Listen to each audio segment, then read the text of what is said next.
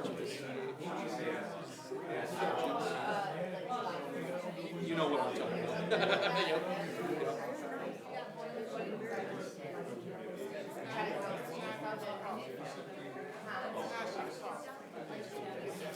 Oh, I know. Well, how did we even do that? Like, we had to take a date, give a date. We didn't get it. They gave it. That's what I'm saying. We, as a community. Right, but they gave a date. And then they were like, oh, yeah, no, and we're not gonna even, yeah.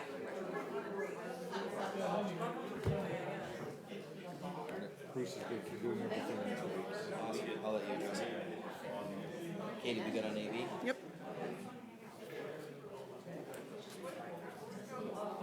I'm not throwing anything. I need a night. Huh? Don't forget to add Fontaines items. To the approval of the agenda? Okay, yeah.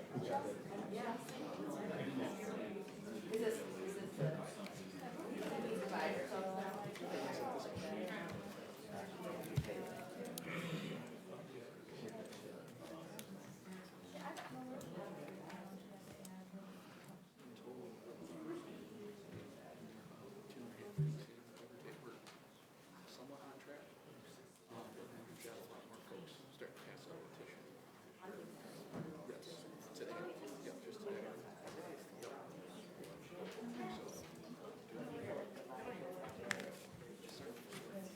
All right, council, can we get those lights green? Public, we are 1 minute away, and we'll start when the clock hits 30.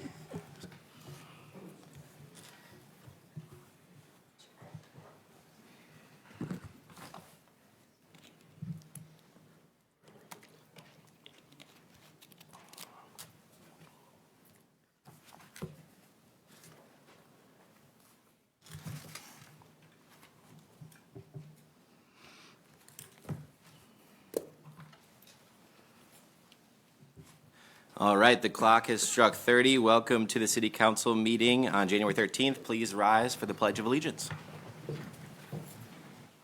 I pledge allegiance.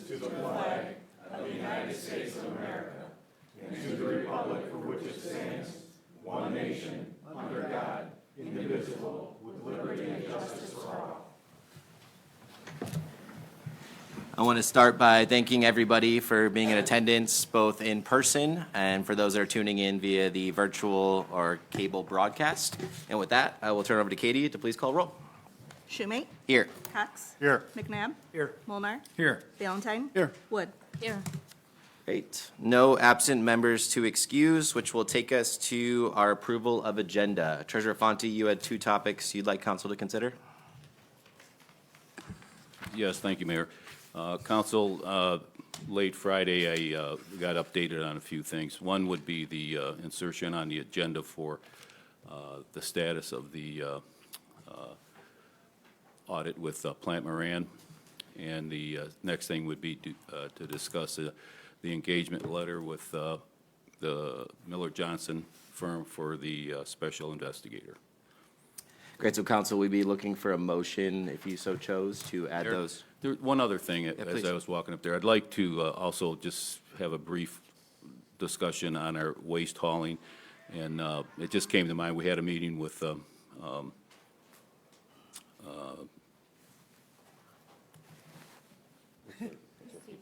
Stevens, I was going to say GFL, with Stevens, and I'd like to just bring the public up to speed on our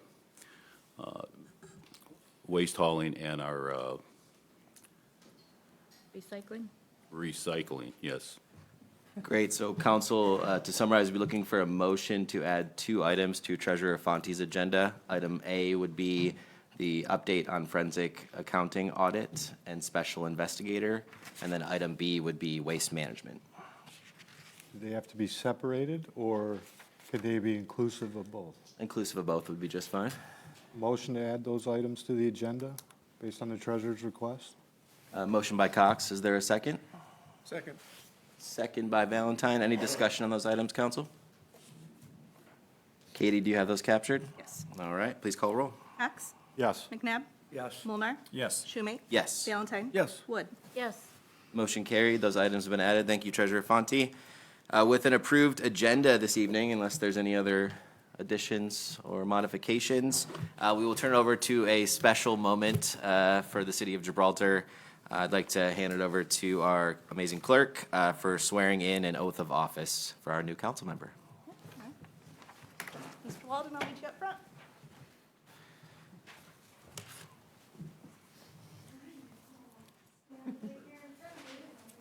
Microphone will hear us. Stand in front of me, raise your right hand and repeat after me.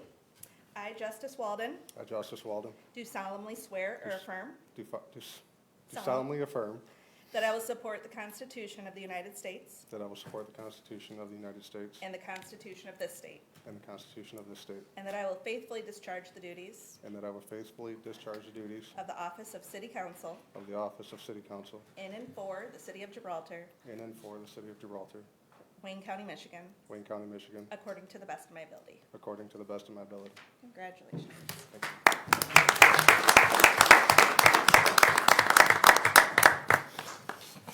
Congratulations. Sorry. Congratulations. Thank you. Congratulations, sir. Congratulations, sir.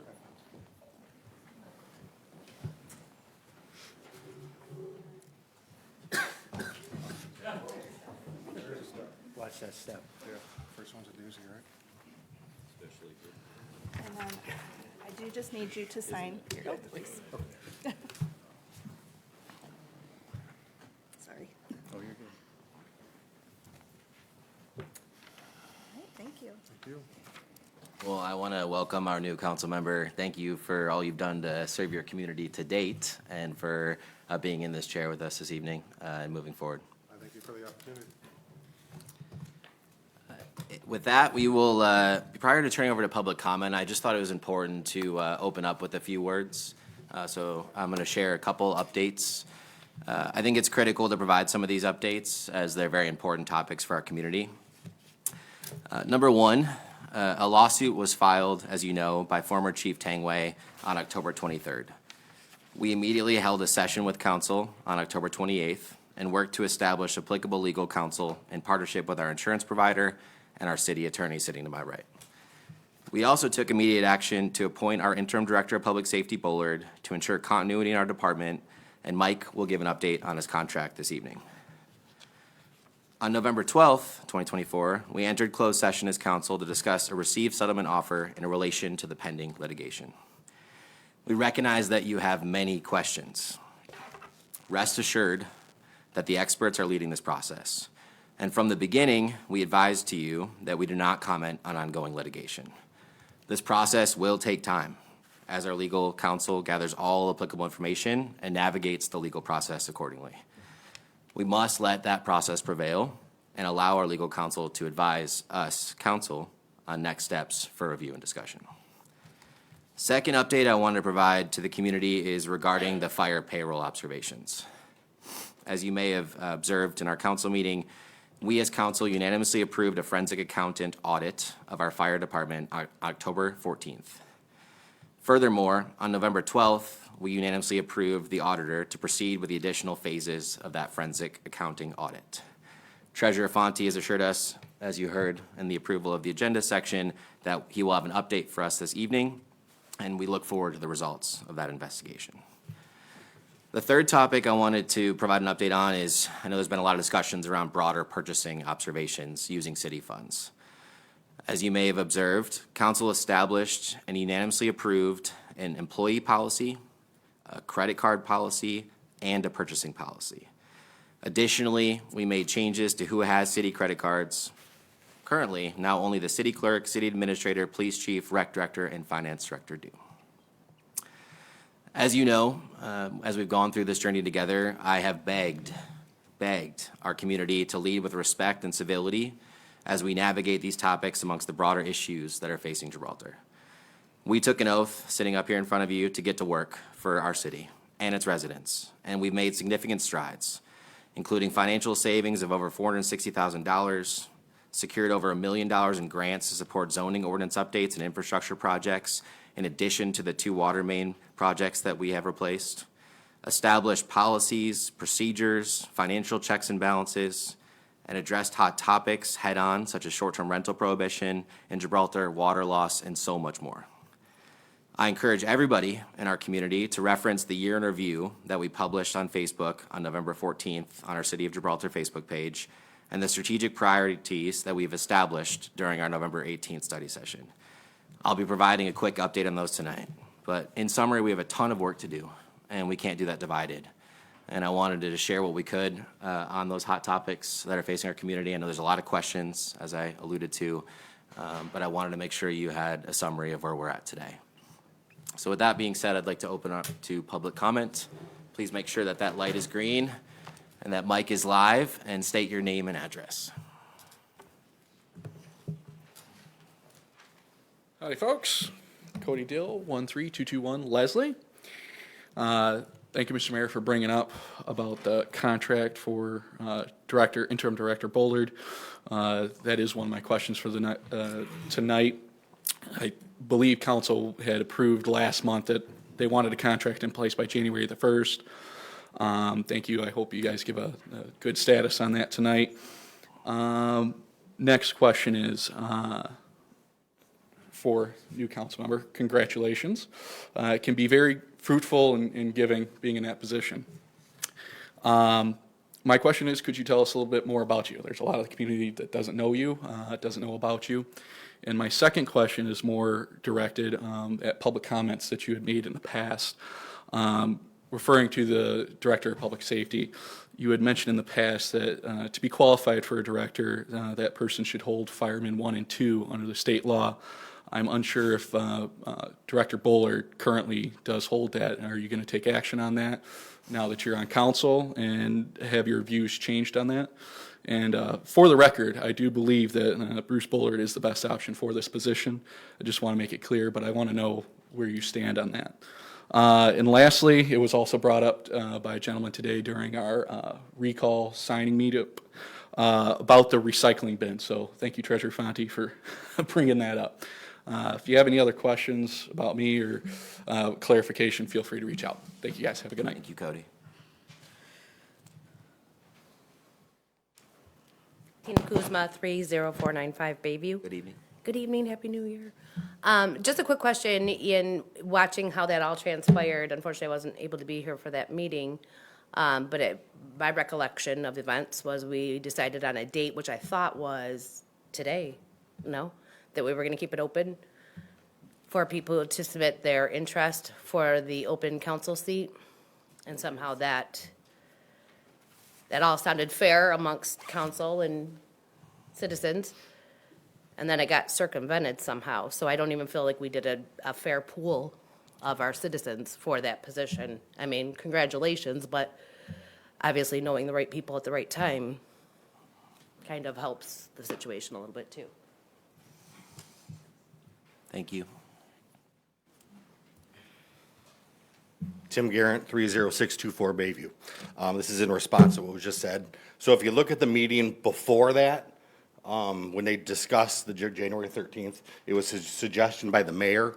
It was not a motion, there was no vote, and there was no agreement. The mayor made a suggestion, but it's up to the council to make that decision.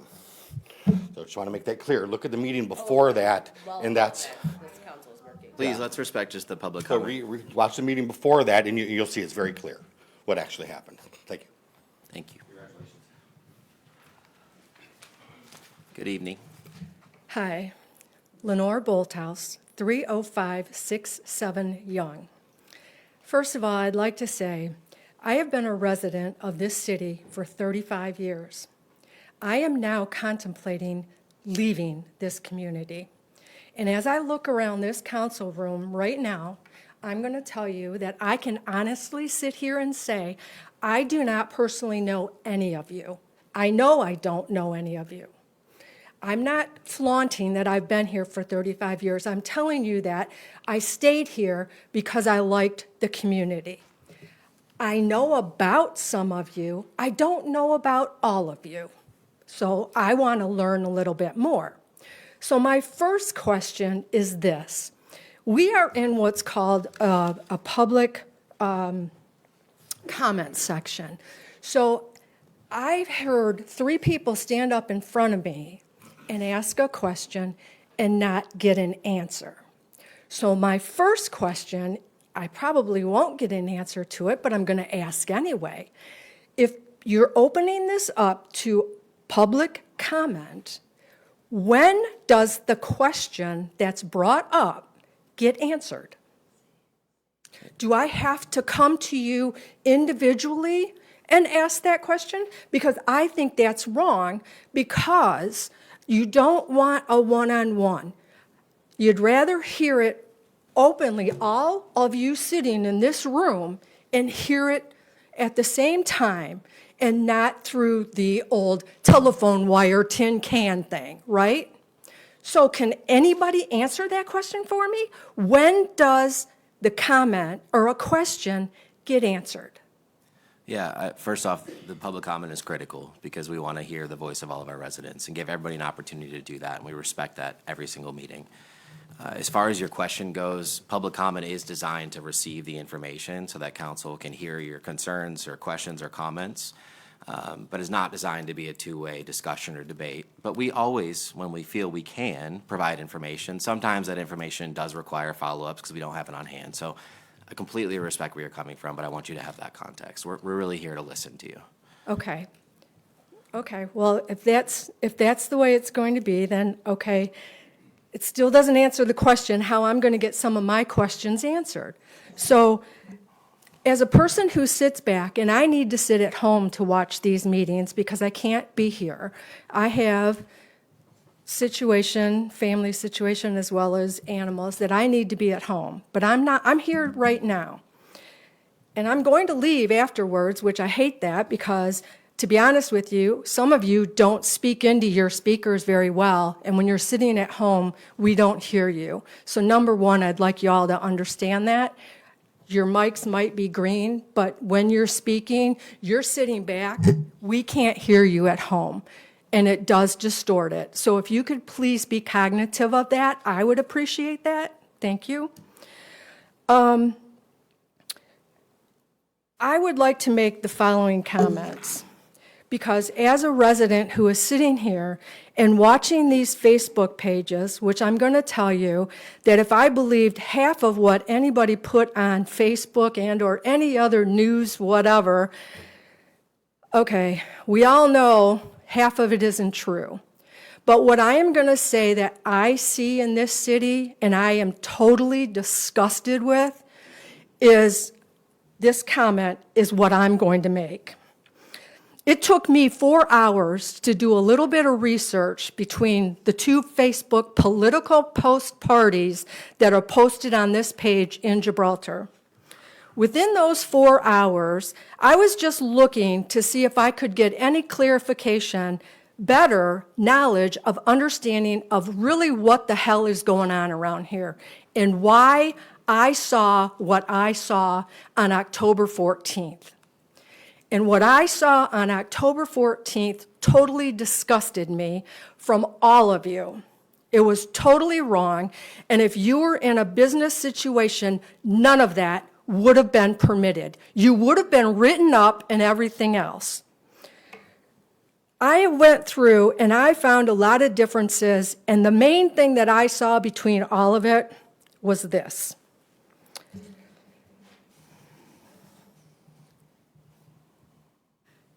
Just one second, I need to, I've jumped ahead on my notes a little bit. One of the things that I didn't understand is how the new council that was set here in November of 2023, and as new members, and as Justice is now going to find out, he needs to be brought up to date on things. So he needs to learn some things. Some of the older members that have been here, Mrs. Wood, Mr.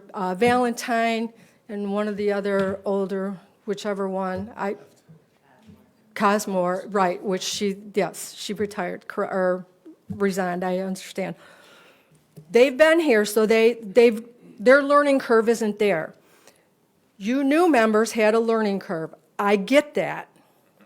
But the learning curve that I would have expected was you would not have brought up the topic of Tangway at that meeting to relinquish him of his duties because you would have known that he was under contract and that he was supposed to be given a 30-day notice and all the other items that are associated with that.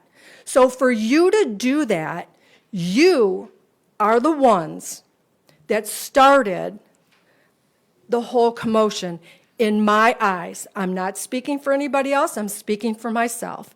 You should have known you could not do that because on the agenda of 1/8 of 2024, under the attorney's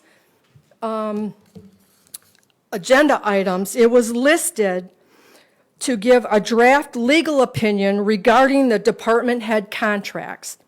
And as you being new members onto that board, onto this council board, you should have known what heads in this city are either normal employees like we do when we go to work and you can give a person 2-week notice or they're at will or whatever. But if it's written in someone's contract that they have to be given 30-day notice and everything else, you should have known that. Number one. Number two, if you were going to do that and you wanted transparency, why did you not share that with your fellow council members, as well as, in my opinion, getting the opinion and somewhat legal advice from city attorney? Which, by the way, does the city attorney have a contract? Do we know that? Does he have a hire date? Does he have a contract end date? Does he have a notice that we have to give him if we no longer want his services? I would ask that question. Who else in this city has the same type of agreement? I don't know if the new lieutenant is going to have one. I'm sure he's got something in there. Anybody who's in a higher up position such as that would have one. Does Mr. Blackburn have one? I'm sure all those contracts are public knowledge and I can go look them up if I'd like. I don't have time to do that. I expect you to do that and have the best interest of this city taxpayers, which you all are taxpayers as well of this city. But to do what you did, you have to understand and see my point. What you did, you brought this to us. We didn't do it. Somebody else didn't do it. You brought it to us. Now, as I stated above, it took me only 4 hours, and I have a list between the council agendas, the meetings, the minutes, between the 2 different political parties that you've all posted on Facebook. What I have noticed is this. I can't be the only resident in this town that feels nothing short of bullying on both sides. So I ask you to step up and do 3 things. And I'm gonna hold all of you to these 3 things. Because I know you're not gonna answer me. Because you can't, because it's a public comment, you want to receive it. Number 1, be an adult, and if you can't, please step down right now. Get out of your seat if you cannot stop the bullying. I am not here to watch adults bully adults. I am not in junior high or high school. I'm an adult, and I expect you to act like one as well. No tit for tat. This is enough. Again, this is my opinion. Number 2, if you're truly being transparent, be transparent. And I mean that. And I mean the one thing that I'm hearing, correct me if I'm wrong, stop any of the side meetings telling a select few what is or isn't going on around town so that it appears that it's not coming from you, it's coming from somebody else. Because you're basically telling what's going on if it's supposed to be private. So if you need to consult and do something, call your special meetings, call your closed sessions, stop whatever it is you're doing. I know we all have spouses, and we talk about our daily lives and stuff like that. But if we don't understand as council members and mayors and whatever other position you hold in this city, that certain things, I mean, we're going to discuss them with spouses. I get it. But if you and your spouse or whomever don't understand that some of that stuff is private, something's wrong. You need to stop it. You are just as much as in control as everybody else. You are part of the problem. Be part of the solution is what I'm trying to ask you. Now, I again politely say, I am not either for or against it, but I am going to ask you to stop the bullying and stop it. And I understand that you can't talk about things about the lawsuit and this and that, but in my opinion, I just said who I thought brought it. I could be wrong. Reach out to me and tell me that I'm wrong.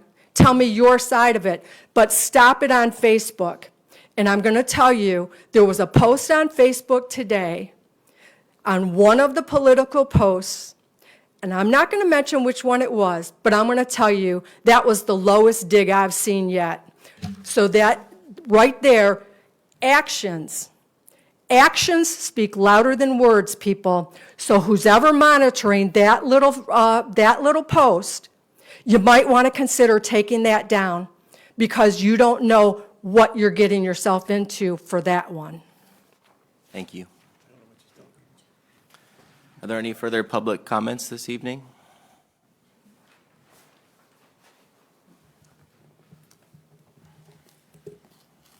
Hi, Tracy Garrett, 30624 Bayview. I'm just reading a comment from Dina Dow, who's unable to make it today. She's actually on vacation. So I'm just going to read this from my phone. I think she sent it to you, and I did verify with our attorney that it was okay to do so today. Hello, my name is Dina Dow. I live at 30584 South Gibraltar. I'm out of town and unable to make it. I was shocked and felt betrayed when the meeting happened with Chief Tangway and was relieved of his duties. I wanted the 4 out immediately that voted for him to be removed. Cody Dill started the Facebook page and started coming to the meetings, and at first I wanted to sign the petition to have the 4 recalled. I even asked Cody Dill where I could sign. But the more I watched all the, sorry, my phone keeps messing up here. But the more I watched at the meetings and I started speaking to the people, the more I realized that's not the steps that I wanted to take. First, why would Tangway sue the city knowing the residents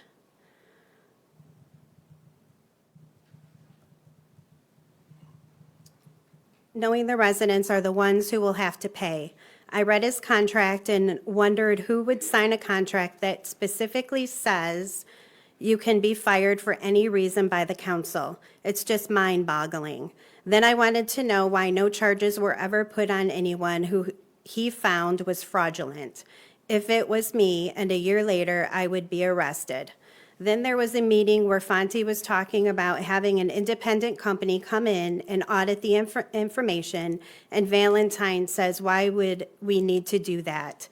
Why does there need to be charges? Why can't I do it? That was my turning point. Instantly, like I'm like, who are we trying to protect? I've watched Cody Dill gloat over this recall. I have a horrible feeling. I watched the Detroit hearing, and it was like he won the lottery. I asked myself, why am I agreeing with the guy I voted out? He was who turned a blind eye to what was happening to us. The last meeting I watched, the mayor say he was not going to bring up candidates, and in the same sentence promoted the candidate he wanted, and then for some reason the candidate was in the meeting. When Wood brought up her candidate, he disagreed the entire time, which I felt was rude. I feel like Justice was not given a fair chance because of who nominated him, and I feel like that's discrimination and it makes nobody better than the other person. I hope we can get past this and start focusing on the fraud that happened and the money that is being stolen from us, that this council has found no other city council. And thank you for your time. And that was it. Thanks. Thank you. Are there any further comments this evening for council? Please.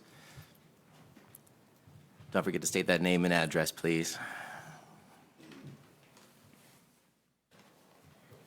Good evening. Good evening. My name is Deborah Dene. My address is 30718 Adams Drive. I'm a fairly new resident here. I've been here for 2 years. I moved here for my occupation, recently retired. 30 years with the federal government. I am bound by the Hatch Act, so I've not really been involved in politics too much. I couldn't, although I'd make a good one because I'm very black and white, which is why I wanted to speak tonight. I didn't have opportunities before to come to the meetings, but now that I'm retired, I do. Throughout my 30-year esteemed career in many appointments, I've overseen numerous very large budgets. I have been an analyst and an auditor, and some of the things I've witnessed over the last couple months really troubled me because throughout my career, transparency was a huge part of it. I do intend to get a little bit more involved. I would like to be more involved with my community. Normally, every community I'm in, I'm very involved with in a volunteer basis. So I just want to say I absolutely love Gibraltar. It's the first time I've lived here. And I'm a Michigander at heart, always have been. But what I've seen the last couple months is kind of disturbing from my point of view, from the perspective that I witness it from. I just want to say, can we please have some transparency going forward? I think as elected officials, as appointed officials, that's very important for every resident that's in this community and every person that's in this room. Thank you for our people who serve the community. My daughter is a firefighter EMT, or paramedic, so I appreciate what you do. I've actually had to call them once. But there are other issues that I've seen in the workings of the city that kind of troubled me a bit. I had an issue with the water department. So now that I have free time on my hands, I would like to use that to benefit the city in a way. If there is a way I could do that, I would appreciate that. Mr. Valentine, I thank you for staying on as councilman. So, and congratulations to you.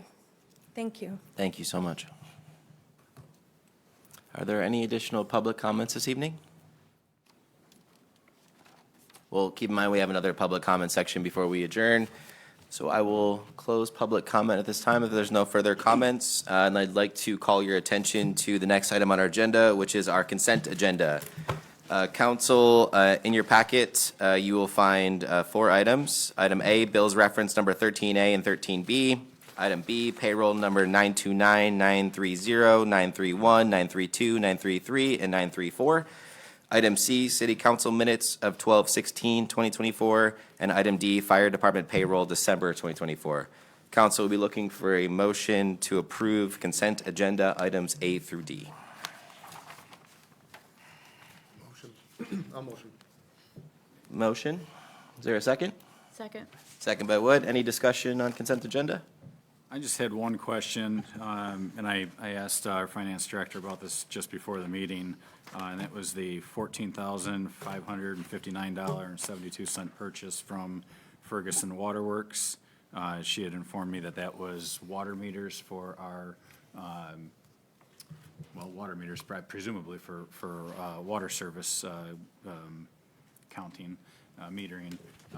But I know that I don't recall that being brought to council for the purchase, and I don't know if there is some type of a standing approval for those, so just wanted to bring that up. And I think, and I don't know if Mike would agree with me, but my recommendation would be for us to bring a blanket PO for Ferguson for water meter parts to council in order to have them order off of that. I like that. Yeah, I don't know if that's a sole source requirement, if there's only one vendor. if Really, there's- there's, for the meters we use, that's the closest seller. I mean, we could go out of state or whatever, but, for the type of meters, because they're. Sorry. For the types of meters that we use, that's where almost every city gets their meters from. Got it, okay. But I think an easy way to make sure that we're adhering to our purchasing policy would be to do like a blanket and then have you guys approve that, and then Yep. DPW can order off of that, which is similar to what we have later on in our meeting for Dorothy. Yeah, all right, yeah, I'm satisfied. Any further discussion? Katie, please call roll. McNabb. Yes. Mulnar. Yes. Schumate. Yes. Valentine. Yes. Walden. Yes. Wood. Yes. Cox. Yes. Motion carried. Council and members of the public, I'd like to turn your attention to our communication section. You'll see item A in your packet, letter of resignation from Parks and Recreation Director Tammy Goris. Be looking for a motion to receive and file this letter of resignation. Motion to receive and file. Motion by Valentine, is there a second? Second. Second by Wood. Any discussion, council? Just want to thank Tammy for her service to our community. Council, I know later in the packet, City Administrator Blackburn had referenced the action which is required for filling that Parks and Recreation Director position. Council, just some of the discussions we had most recently at our department head meeting was to get a clear list of like mission critical priorities that are ongoing within the department that must be accounted for. And then two, reference the charter for that position description and also the duties that Tammy's been doing, so that all can be bundled up for you and discussed at our next meeting on January 27th. So I'll let City Administrator Blackburn add anything, but just wanted you to have that context. Any further discussion on that item? I do have one question. Yeah, please. I do see that her intent is to retire on January 31st. She also intends to help with the transition. Is that going to leave us enough time to find a replacement and get her through the transition period before the January 31st date? It's definitely a risk. And I know City Administrator Blackburn, amongst others, have been working to gather that information. So I'm hoping we can work with her to, I know she expressed her willingness to support a transition, potentially hopefully beyond the 31st date as required by the city. But justice is a great flag, and we'll just need to account for that when we reconvene on the 27th. Unless we feel like action through a special meeting or other circumstance we could call in the interim. So once we have the information, we'll communicate with council, and if we need a special meeting, we'll jump on that. Any further discussion? Katie, please call roll. Mulnar. Yes. Schumate. Yes. Valentine. Yes. Walden. Yes. Wood. Yes. Cox. Yes. McNabb. Yes. Motion carried. Council, I'll turn your attention to the packet. My report this evening is just one item. It's going to be an update on our strategic priorities for 2025. I know I referenced in some of my open commentary the great study session we had on November 18th together. Council, I won't be exhaustive here. You have a plethora of information in your packet, but what we've done is, as promised, we want to make sure that we have regular updates in chambers around all of the 2025 strategic priorities that we identified. What I've also done in this document is highlight in bold where advancement has taken place. And I'll continue to take that approach. So every time you see this in your council packet, you'll see flags on what additional actions have taken place. So, for example, item number 1, our water loss audit and flood control. You'll see some ongoing meter replacement activity. I know Councilman Cox and others have been an intimate part of that discussion. So the ball is rolling on identifying where we're losing water and what we're going to do about it. Item number 2, and again, I'm just summarizing a couple key themes here. Infrastructure improvements, water, sewer, roads, bridges, pump station, et cetera. You'll see that City Administrator Blackburn, thank you. I know you've been working with Treasurer Fonte, Councilman Cox, and many others from our community around not only the Horse Island Bridge test results and analyses for next steps, but the specs for lead line replacement, the RFQ for our West Jefferson water main, which we got grant funding to support, critical one. As well as other kind of parts procurement for pump station and other actions coming out of council's discussion. Next pillar was financials, including process, procedure, planning, and revenue and expenditure considerations. I know we've gotten all of our policies that were updated and approved signed, so thank you for that. Zoning ordinance updates and monitoring and enforcement. I know our city planner is working to advance some of the zoning ordinance updates, so thank you for those that sit on the zoning ordinance committee. And we'll obviously feed those updates through planning, DDA, and obviously council as appropriate. Pillar number 5 is professional services and our structure and other items such as inventory and equipment approaches. I know we have some topics that you're working with on from a DPW perspective, as well as we have some professional service contracts that need to come in front of council, including our assessor and city planner as hot topics for the near term. Department head reviews, that ball is in your court, obviously, as you think about the timeline we established of 6 months.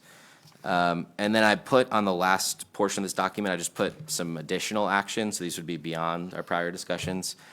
You'll see succession plan for Parks and Rec is number 1. We need to jump on that, get the information immediately, and have a plan for that. Update on forensic account audit, we're hitting that tonight.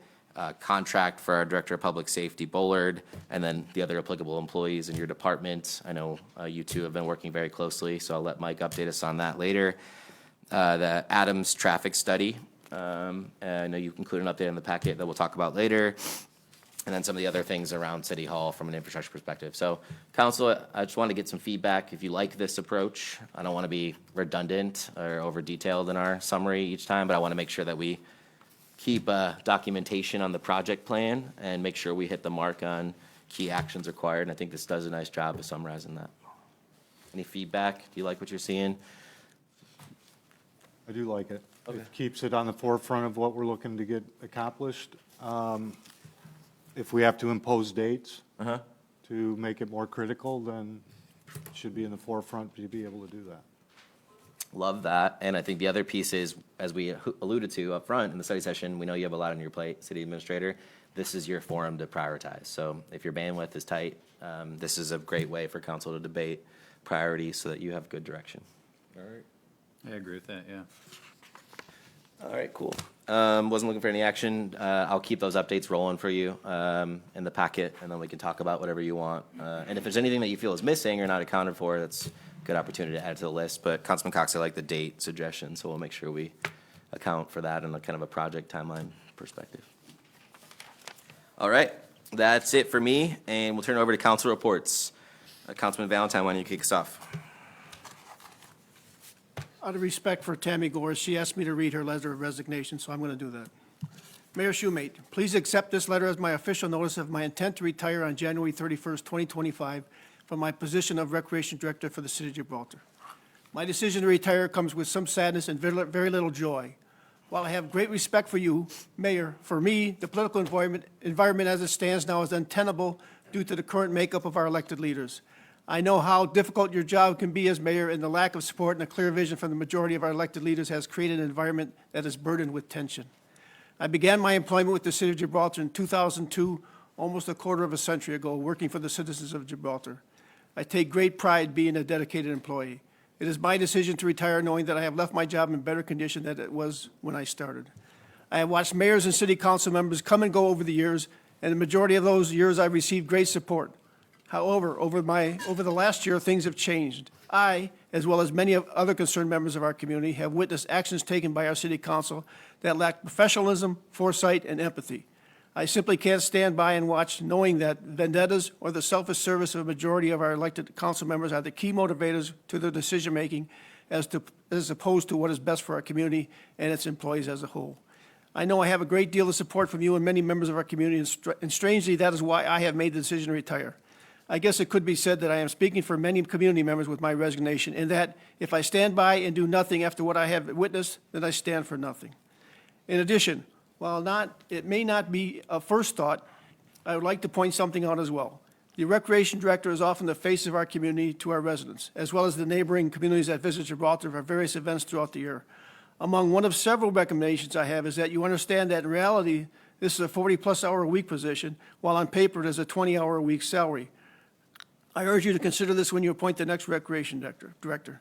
Due to the great respect I have for you, I want you to know that I would like my transition into retirement to be seamless when it comes to my replacement. I offer to help train my replacement and the requirements the position brings, as well as many nuances. Mayor, you are a great asset to our community, and I wish you the very best. I hope you continue to serve our community for years to come with the same professionalism and vision you have demonstrated thus far. Even though you have been faced with certain obstacles, I am confident the community is in good hands with your leadership. I also would like to read Deanna Pruitt's letter. Dear Mayor, it is much consideration that I have decided to step down from the City of Gibraltar Recreation Commission. I joined this committee back in 1997, 1998, when Gil Talbot was the director. I very much enjoyed working with Gil. He was a great asset to our city, which he loved very much. He put his heart and soul into everything. He spent many, many hours dedicated to planning events for the city. Tammy Gorse joined the Recreation while Gil was still director. Soon after she was chosen to take on the role of Recreation Director, I continued on the Recreation Committee alongside Tammy and other members that have come and gone. While Tammy stood by and filled her role of Recreation Director with even more dedication, Tammy brought in new events and made ongoing events Gil has started even more exceptional. She loves her job, the city, and the people of Gibraltar. This she proved every day, and it shows. She is a valuable asset to the city of Gibraltar. I have enjoyed my time on Recreation, working with Tammy, and out of it I have made a dear friend. With Tammy leaving the position, I don't feel I wish to continue on the committee. I agree with her and many others that I cannot stand by and watch the selfishness amongst members. With that being said, please consider this my resignation from the Recreation Commission. It has been my pleasure to serve on See You Around Town. As far as 33rd District Court, all the contracts for the employees have been signed and approved. That's my report. Thank you, Councilman Valentine. Obviously, this highlights that not only do we have a Parks and Recreation Director position to fill, but we have committee members, commission members, I should say, that need to be pursued as well. So we have resignation there. Prior to the resignation, there was also open void seats. So I just asked the community, some folks asked how they can get involved. Our Parks and Recreation Director position, as well as the commission that supports that, is going to need some support to make sure we have that service for our community. And so just planting the seed now as we work with council to navigate the succession plan. Any questions for Councilman Valentine? All right, Councilwoman Wood, floor is yours. Beautification and Historical Museum. Okay, for the Beautification Commission, we did not have a January meeting, so I don't have any report on that. However, we are going to be ordering our plants next month in February. We start with the Insta-trays. And I know last council meeting, I talked about the sole source funding for this, and we understand that. So Amy, graciously enough, wrote this up so that I could read this and get the money that we need for those plants. So this is a recommended action proposed motion to approve the purchase of flowers for beautification in the amount not to exceed $1,400 from 4-Star Greenhouse in Carlton. The history, purpose, and explanation: beautification needs to use a sole source vendor to purchase flowers for the planters around town. The reason they need to order from them is because they are the only provider of Insta-trays. Insta-trays make the planting process go much smoother and easier. 4-Star is also the grower of the Proven Winner brand. So I guess I'm asking for a motion to be able to purchase up to $1,400. I know it doesn't come to that with the Insta-trays, but we do order other plants beside those, so that I'm looking for a motion for $1,400. We'll appreciate that. Council, motions in your court, approval up to $1,400 for flowers. I'd make that motion. Motion by Molnar, is there a second? Second the motion. Second by Cox, I heard first, but whatever Katie had. For this discussion side, Yeah. Dorothy, is that 4-Star, and I'm pretty sure I know the answer to this, but they are essentially manufacturer direct, right? They're the grower of these products. 4-Star Greenhouse, yes, is the grower of the Proven Winners brand plants. So even though you can buy Proven Winners plants in every single supplier, store, retailer, whatever, 4-Star are the ones that grow the plants. They start them. And what Insta-trays are, if people don't know, and why we're doing this, is because when you buy a tray of flowers, a flat of plants, there's going to be separate plants in each one of those. Okay, so this Insta-tray, and they came up with it, this is their product. So you can't buy this anywhere else. It's this wholesaler that has them. It's the same tray, but they only put 5 plants in it. But they grow them. They start in February to grow this. So by the time we get the plants, it's a full-grown tray. All you do is take the bottom off of it, set the tray down, and that's it. So you're not planting individual plants everywhere, and you already have grown plants started. And the tray isn't any more expensive than a regular tray or flat of plants. But it's easier and it's their product and they're a wholesaler. And no other company does that. They came up with that. Thank you for the description. Does that address your question? Yeah, it does, yeah. I'm just grateful for what the beautification does to make our community beautiful and all the flower work, so you get my full support. We try. You succeed. Any further discussion? Thanks for the collaboration with Councilwoman Wood. Amy? Yeah, and this is like a perfect example of what a blanket PO would be. She's not to exceed 1,400, and it's for this vendor, everything else, what she's purchasing, so. Appreciate that. Any further discussion, council? Katie, please call roll. Schumate? Yes. Valentine? Yes. Walden? Yes. Wood? Should I abstain since I came up with this? Uh, Or can I say yes? I think, Unless you have a Thank financial you. interest in this company, then no, you don't need to abstain. thank you for the clarification, attorney. Thank you. Did you get a vote from Dorothy? Yes. Cox? Yes. McNabb? Yes. Mulnar? Yes. Motion carried, flowers approved. Anything else from you? Okay, no, that's it for beautification. We will order those starting, next month at our beautification meeting. And, the Historical Museum, we did have quite a few people up there. Last Sunday, we were open, and some people that were out of town, and we were able to open that for them, so, you know, because they're from here, they wanted to see it. So everything is turning out well with, the Historical Museum. I don't have too much detail on the information, but I don't know, Kelly Kay or Helen Kay, I'm not sure how you know her by, but Kelly Kay is a longtime resident here, and she had passed away just recently, and so I just wanted to mention that. I'm sure a lot of people in town knew who she was, and she was very feisty at the council meetings way back when, so people will remember her. And I just wanted to let everybody know. Thank you. That's it. Appreciate all you do at the museum. Any questions for Councilman Wood? Awesome, thank you. Councilman Cox? No report. We should be able to look forward to one at the next council meeting, though. Fantastic, thank you. Any questions for Councilman Cox? Councilman McNabb? I have no report, but I would ask that the people who are out ice fishing or people using the ice, that they just be careful, Yes. be vigilant, and use common sense. Fish taste good, but not that good. Not worth the polar plunge. No. Any questions for Councilman McNabb? Councilman Molnar? You know what, the only thing that I would have to say is that when I ran to get involved here, I wanted to see more debate amongst the people, more participation from the community. And as it seemed like previously, we had a lot of everybody all in favor, aye, and it went along without much debate, and there was very little involvement from the community at the meetings. And we've gotten a lot more involvement, which is great, but there's been a lot of negative energy with it, and a lot of the debate has went from debating the issue to debating each other. And I think that, I know that we've committed as a group amongst our internal discussions to do better, and I hope that we will going forward.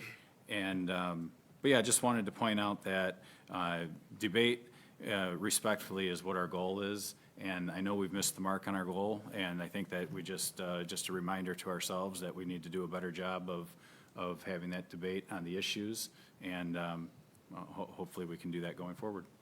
That's all I have, Your Honor. Thank you. Any questions for Councilman Molnar?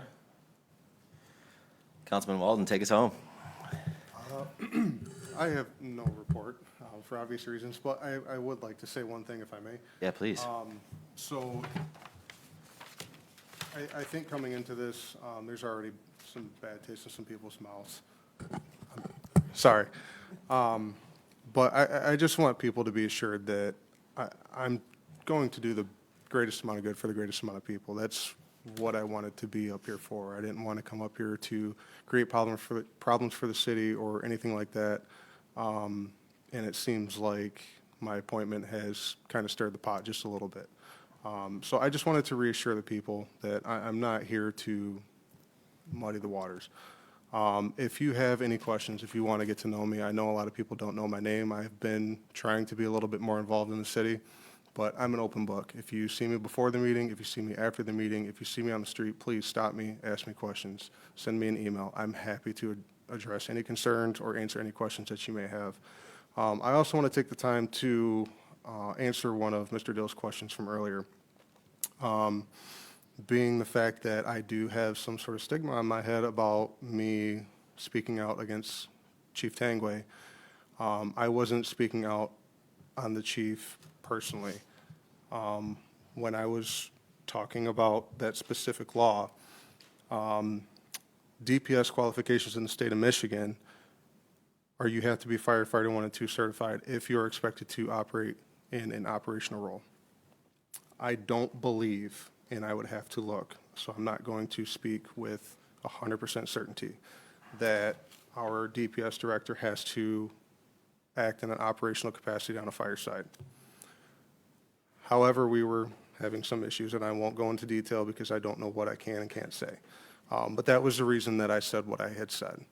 I spoke with Chief Bullard, and he had addressed to me that he doesn't know a whole lot about the fire stuff. And maybe we need to readdress the charter and see what we want to do about that. But that's kind of where I stand on that. But we can kind of deal with that moving forward as well. Outside of that, I don't have anything else. I just wanted to say those couple of things. We appreciate you for being in the seat. Welcome. Looking forward to the path ahead together. Any questions for Councilman Walden? All right, that will close our council reports this evening.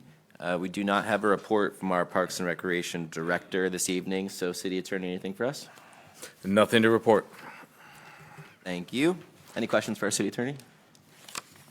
All right, City Administrator Blackburn, you got a good, healthy list here, so we'll let you kick it off. All right, first thing on the agenda is I'm changing from when I originally had solicited this.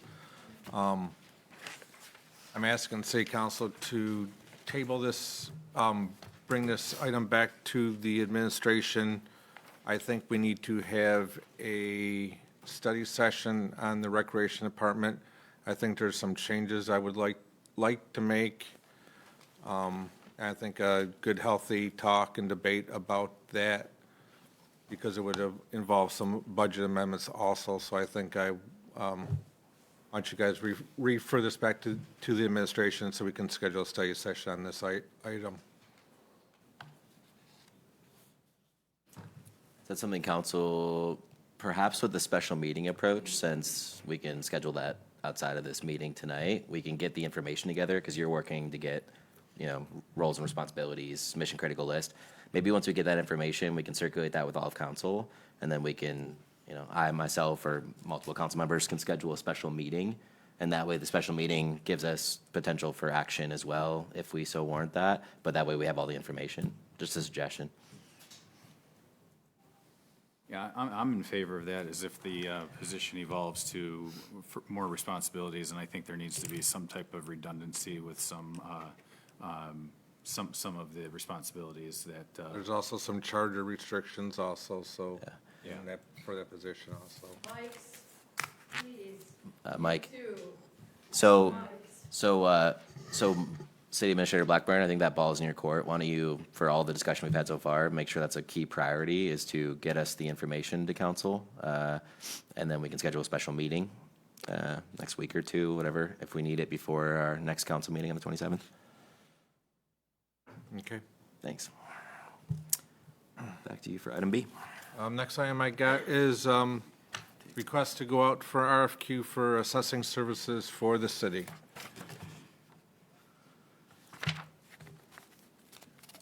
Make that motion, yes. Motion by Molnar. Do we have a second? Second. Second by Cox. Any discussion? When we put that RFQ together, would it also be something that is advertised to people who would maybe apply for the job as an individual, as opposed to just a contracted service, to where it would open up for both? And I don't know if that's a norm in the industry or if that's not a norm.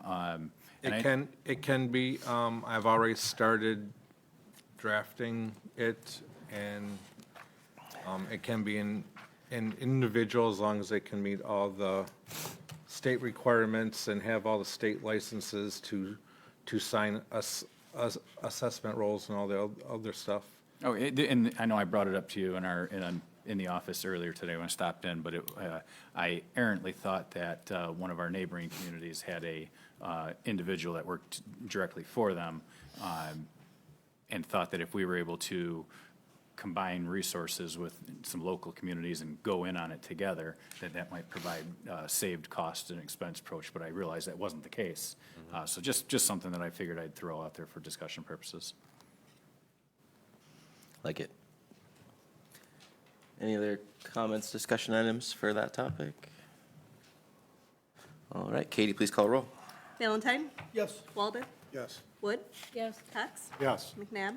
Yes. Molnar? Yes. Schumate? Yes. Motion carried. Back to you for item C. All right, next item I got is request for city council to approve Allied Building Service Company of Detroit, Inc. as the lowest bidder for the HVAC service agreement, and have the mayor and clerk sign the contract on behalf of the city. Council, that motion would be in your court. I'll make that motion. Motion by Molnar. Is there a second? I'll second. Second by Walden. Any discussion? Yeah, who are they? Just because they're the cheapest, anybody know anything about these people? They're on the list of companies that put in bids. I have worked with some of those companies, and Allied Building Service was one company I have worked with in the past in my previous position. So they have a good reputation?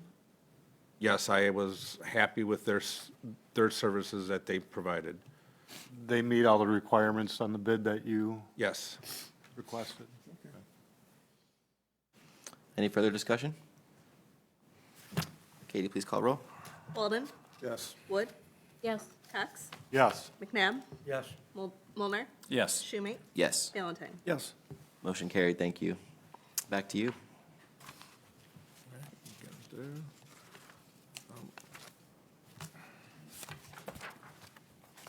Next time I got, this is another one I'm asking city council to bring back to the administration. I'm going to take this item to the DDA meeting and get approval from DDA to purchase this item for the city. Like that. So it'll be on my report at the next meeting. There you go. Action already. And just a little background, the domestic hot water tank at the Gibraltar Community Center went bad. And it's an expensive it's an expensive project because of the nature of the building with the kitchen and wash sinks and health department rules.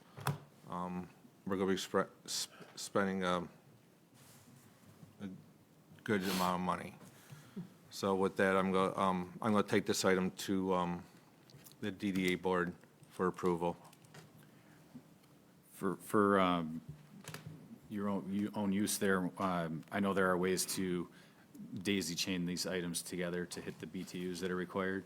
Maybe we can talk offline, give you a little bit of, I have been looking into that, and the cost for that seems to be as much or not more as just doing the tank, but we can talk further.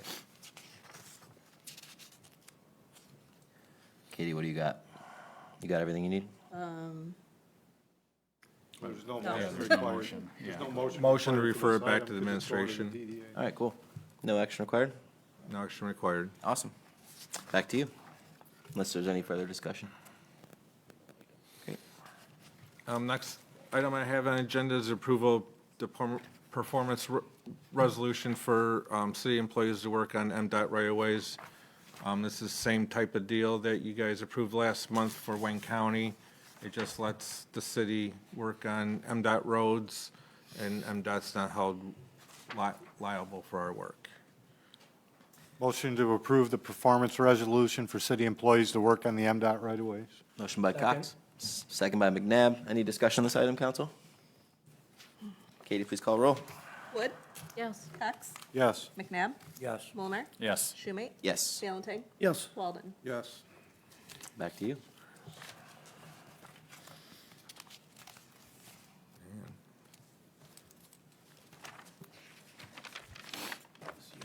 Next item I have is the renewal of Michigan Uniform Video Service Local Franchise Agreement. Oh, I went too far. Where did this go? This item here is the franchise fees and related items for cable TV that we get.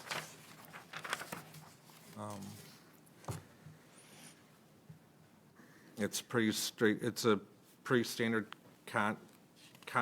contract. On everybody's cable bills, they see those franchise fees and stuff. Those are items that come back to the cities. So this is just a renewal of it. So they actually pay us? The residents pay us because the residents are charged the franchise fee, and then the cable companies give it to the cities. So it's actually this company, Michigan Municipal Service, or whatever, they actually cut the city of Gibraltar a check? Yes. Got it. So we're not paying that. No. Okay. All right, understood. No.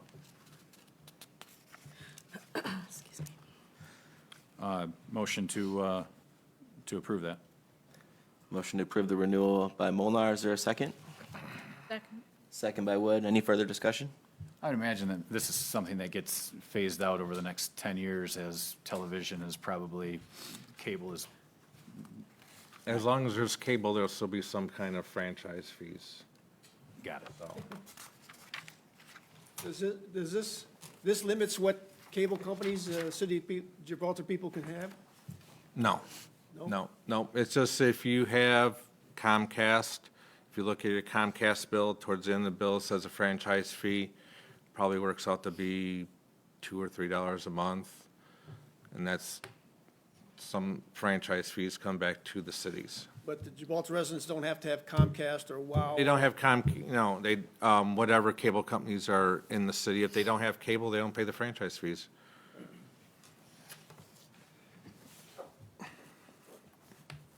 They do a streaming service. Thank you. Any further discussion? Katie, please call roll. Cox. Yes. McNabb. Yes. Mulnar. Yes. Schumate. Yes. Valentine. Yes. Walden. Yes. Wood. Yes. Motion carried. I know that was your agenda topics. Did you have anything else you wanted to update? Yep, I got a few other updates. Those were all my action items. I just want to update on interim Chief Bullard's contract. Me and the chief have come up to a tentative agreement. We worked on it, not the 11th hour, but the 12th hour. You will have something, you will have the contract on the next agenda for approval. And also at the next agenda, we will have the official swearing in of the chief. So anybody that would like to come out and see that, please come on out. And then another update, this was on my list to talk about today, and some residents have brought it up. I'd like the residents, in the past, residents have gone to a council member, gone to the mayor with complaints. They don't work in the offices day to day, they don't have your answers. Almost every single time they have to come to me for the answers. I implore the residents, if you have complaints, whether it's a neighbor, something, please come to me with your complaints. Because when you go to the mayor and the council, they're part-time. They have daytime jobs on top of everything else. And it's tough. They can't always answer you in a timely fashion. I work full-time here. I can answer your questions in a timely fashion. Really, the only time you should go to the mayor or council is if I ignore you or if you don't like my answer. But issues that you have with the city, with neighbors, with anything, with employees, blight, whatever it is, please come to me. You can stop by City Hall, you can call City Hall, you can email me. But I'd like to take that pressure off of these 7 members up here, and let's bring it back in-house where it's supposed to be, because if you go to them, they gotta come to me anyway, so we're just trying to cut a little bit out so we can get issues settled quicker. Thank you for And that's that. it. Appreciate that immensely. Any questions for City Administrator Blackburn? All right. We are now going to move to Clerk Tomasic. All right, thank you. I have 2 items tonight. The first item I have is the 2025 Council and Commission's schedule of meetings. This is a schedule of all meetings for all, for Council, Planning Commission, DDA, Beautification, Recreation, Zoning Board of Appeals, and the Watersway Commission. This is to be approved by Council, and then it would be posted in the board outside, in the News Herald, online, and it would be the official notice of all those meetings. And then any future deviation from the schedule, whether it's a rescheduling, a relocation, or a cancellation, I would need to know about that so that I could post accordingly. That meeting might have been canceled, excuse me. But until then, there are some stars next to some of the meeting dates indicating that a meeting may be rescheduled due to a holiday, which we usually do a pretty good job of rescheduling when we get to closer to that date. But I would be looking for a motion to approve the 2025 Council and Commission's schedule. Motion to approve the 2025 Council and Commission schedule of meetings. Motion by Cox. Is there a second? I'll second. Second by McNabb. Any discussion or immediate reactions on the meeting dates? Dorothy? I just have a question, Katie, because we don't have, beautification doesn't have the first meeting in January. Okay. But you have it listed. But we normally tell you that we don't have one, so I think you correct it in Well- January. I don't know if it had to be corrected on here. So before I post it, we can amend the schedule to Take that off. cancel, yeah, take that one off before it gets posted officially. Yes. Thank you. Great. Thank you. Any other discussion? Motion to approve with that amendment. Yes, revised motion conditional on the approval. Okay. Mr. McNabb, do you? Second. Okay. All right, And so then, we have, yeah, so anytime there's any cancellation, just let me know so I can post that accordingly. all right, we got a revised motion that is seconded by McNabb. Any further discussion? Katie, please call roll. McNabb, Yes. Mulnar, Yes. Schumate. Yes. Valentine. Yes. Walden. Yes. Wood. Yes. Cox. Yes. Motion carried, and we got our calendar laid out. Thank you. Katie, back to you. Okay, my next item, I am presenting a resolution on behalf of the assessor, so I will do my best to explain it. I'm looking for a motion to adopt the resolution for poverty exemptions for 2025 with the following guidelines used to determine poverty exemptions as recommended by the city assessor.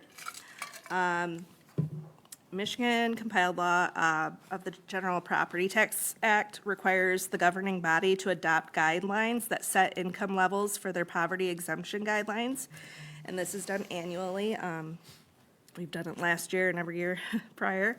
Those income levels shall not be set lower than the federal poverty guidelines, which are updated annually by the U.S. Department of Health and Human Services. The minimum federal poverty guidelines have been provided to council. Historically, Gibraltar's income levels are set slightly higher than the federal guidelines, and the recommended income levels for the city of Gibraltar has been set at the same income levels for several years now. These are the levels that were approved last year, same exact numbers. And these guidelines are recommended by our city assessor. So once again, I'm looking for a motion to adopt the resolution for poverty exemptions for 2025. Motion in council's court. I'll make the motion. Motion by Walden. Is there a second? Second. Second by Cox. Any discussion? Katie, thank you for representing it so effectively. Thank you. All right, you can call roll whenever you are ready. Mulnar, Yes. Schumate, Yes. Valentine, Yes. Walden, Yes. Wood, Yes. Cox, Yes. McNabb. Yes. Excuse me. Motion carried. That concludes my report. Any questions for Clerk Tomasic? All right, Treasurer Fonte. Good evening, everybody. First agenda item is the forensic audit. As you know, this has been ongoing. Our role in that audit is very minimal. It's was conceived to be an arm's length, a no conflict type of situation for all the members on council, mayor and myself. So my role in this is pretty much the coordinator.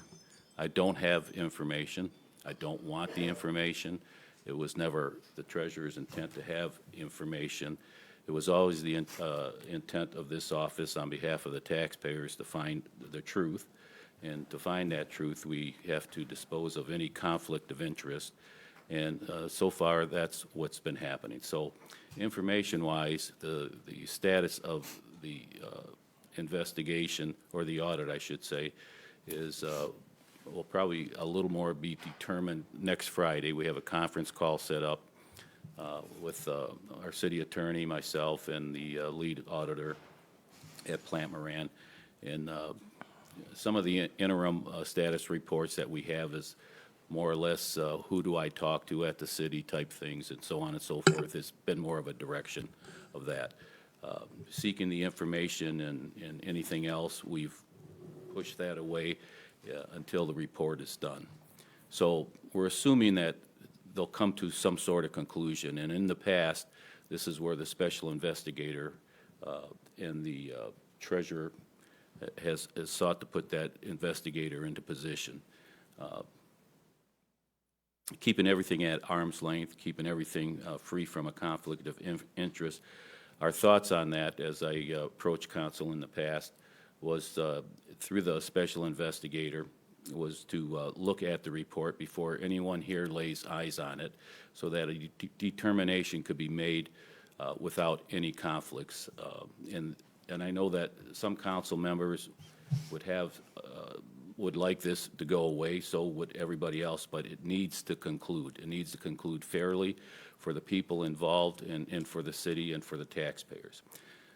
There's, let's say, an area of where you could say maybe a mistake was made to the ascension of maybe a crime is committed. We don't know anything in between. We don't know the end game. We don't know the start. We know allegations were made. We know that it's part of a lawsuit or allegations in a lawsuit, so on and so forth.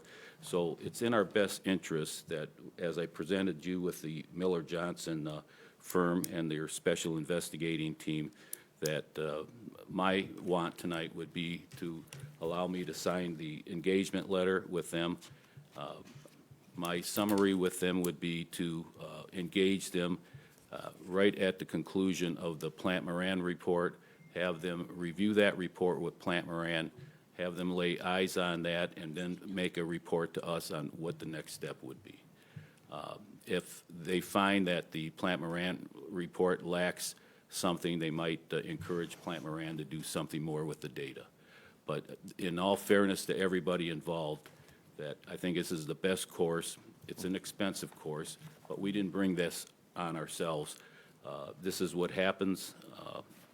I can't speak for the financial end. I don't like it as a taxpayer. I don't like it as the treasurer, but it's the only means to conclude this thing fairly for everyone. So that's the motion I would be looking for tonight, to allow me to sign the engagement letter with Miller Johnson, to have them at hand, to where after our meeting with City Attorney Bologna and Plant Moran, we'll find out what part of the audit that they're in, and at some point in time, we'll trigger the special investigator to get involved and review that report and make suggestions and so on and so forth, so we can have a conclusion to it. Can I say something? Yeah, please. I think we should have a closed session when the report is finalized, that we're made privy to what this report says. Well, I think that's a good point, Councilman, because I don't know what happens after that. I think that's up for the attorneys to decide if it should be open or closed, because if it ascends to other things, it might need to be closed, and it might not, and I'm guessing, and our attorney could weigh in, but if it ascends to, let's say it ascends to charges, I don't know what our involvement would be at that point in time, or if it just ascends to a prosecutor's office or whatever. If it doesn't, then I would think that you could have your session, whether it's open or closed, determined by the attorneys. But again, the whole point of this is to, as I encouraged everybody right in the beginning, this thing needs to be pushed away from everybody here. It needs to be conflict-free. The Miller Johnson firm did a deep conflict screening on everybody at this council table, including former members of government and anybody involved with this, so that there be no conflict on their side. So they're free and clear of that. They're well-respected people.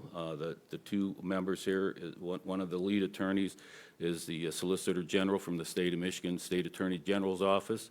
And the other gentleman that's involved is worked in the white-collar crime division and other divisions of the State Attorney General's office. They know their way around the county and so on and so forth. So they're well-versed in this type of endeavor.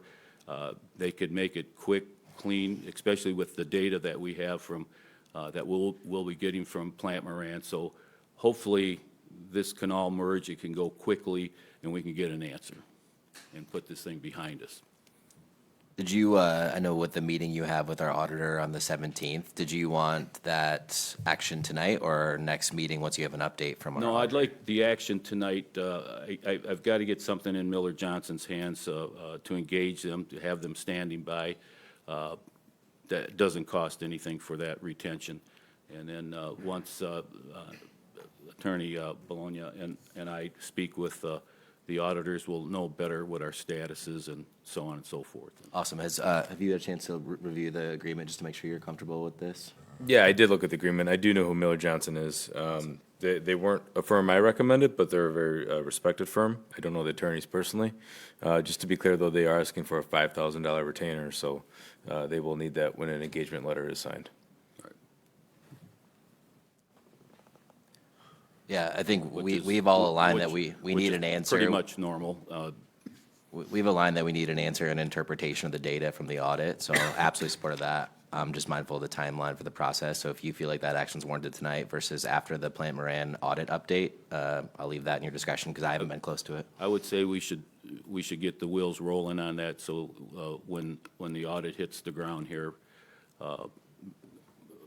for my purposes, in reviewing other reports in the past, not here, but other places, I'd like for them to get their eyes on it as soon as there's a conclusion, or soon to be a conclusion. So in case they see a flaw in it that needs to be added, they could make that suggestion. So I'd like to have them engaged in this so that we can move forward quickly. Amy, what's your POV from a financial perspective? Obviously, we're hearing that there's a 5K retainer for that.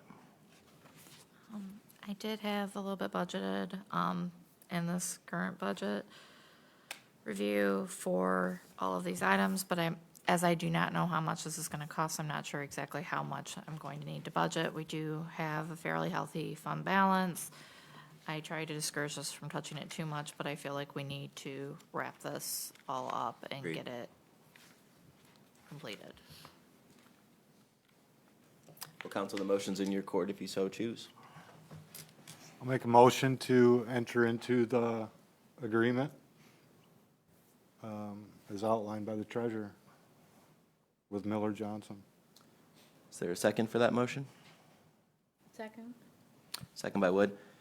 My only discussion is, first off, thank you for obviously looking into all of this and giving council updates. I'd love an update at our next council meeting on, because I haven't seen any of the outputs of the audit from a forensic perspective, and then just being mindful of the chapters for this investigation and the Like a- cost, because from what I understand, the cost can be pretty significant in these types of. It could be significant, and the Plant Moran one is significant. And Agreed. The whole thing's shameful, and every taxpayer here should be angered over it. It shouldn't have happened. we're putting procedures in place that payrolls and department heads will pick this up sooner rather than later. There's a question of why all this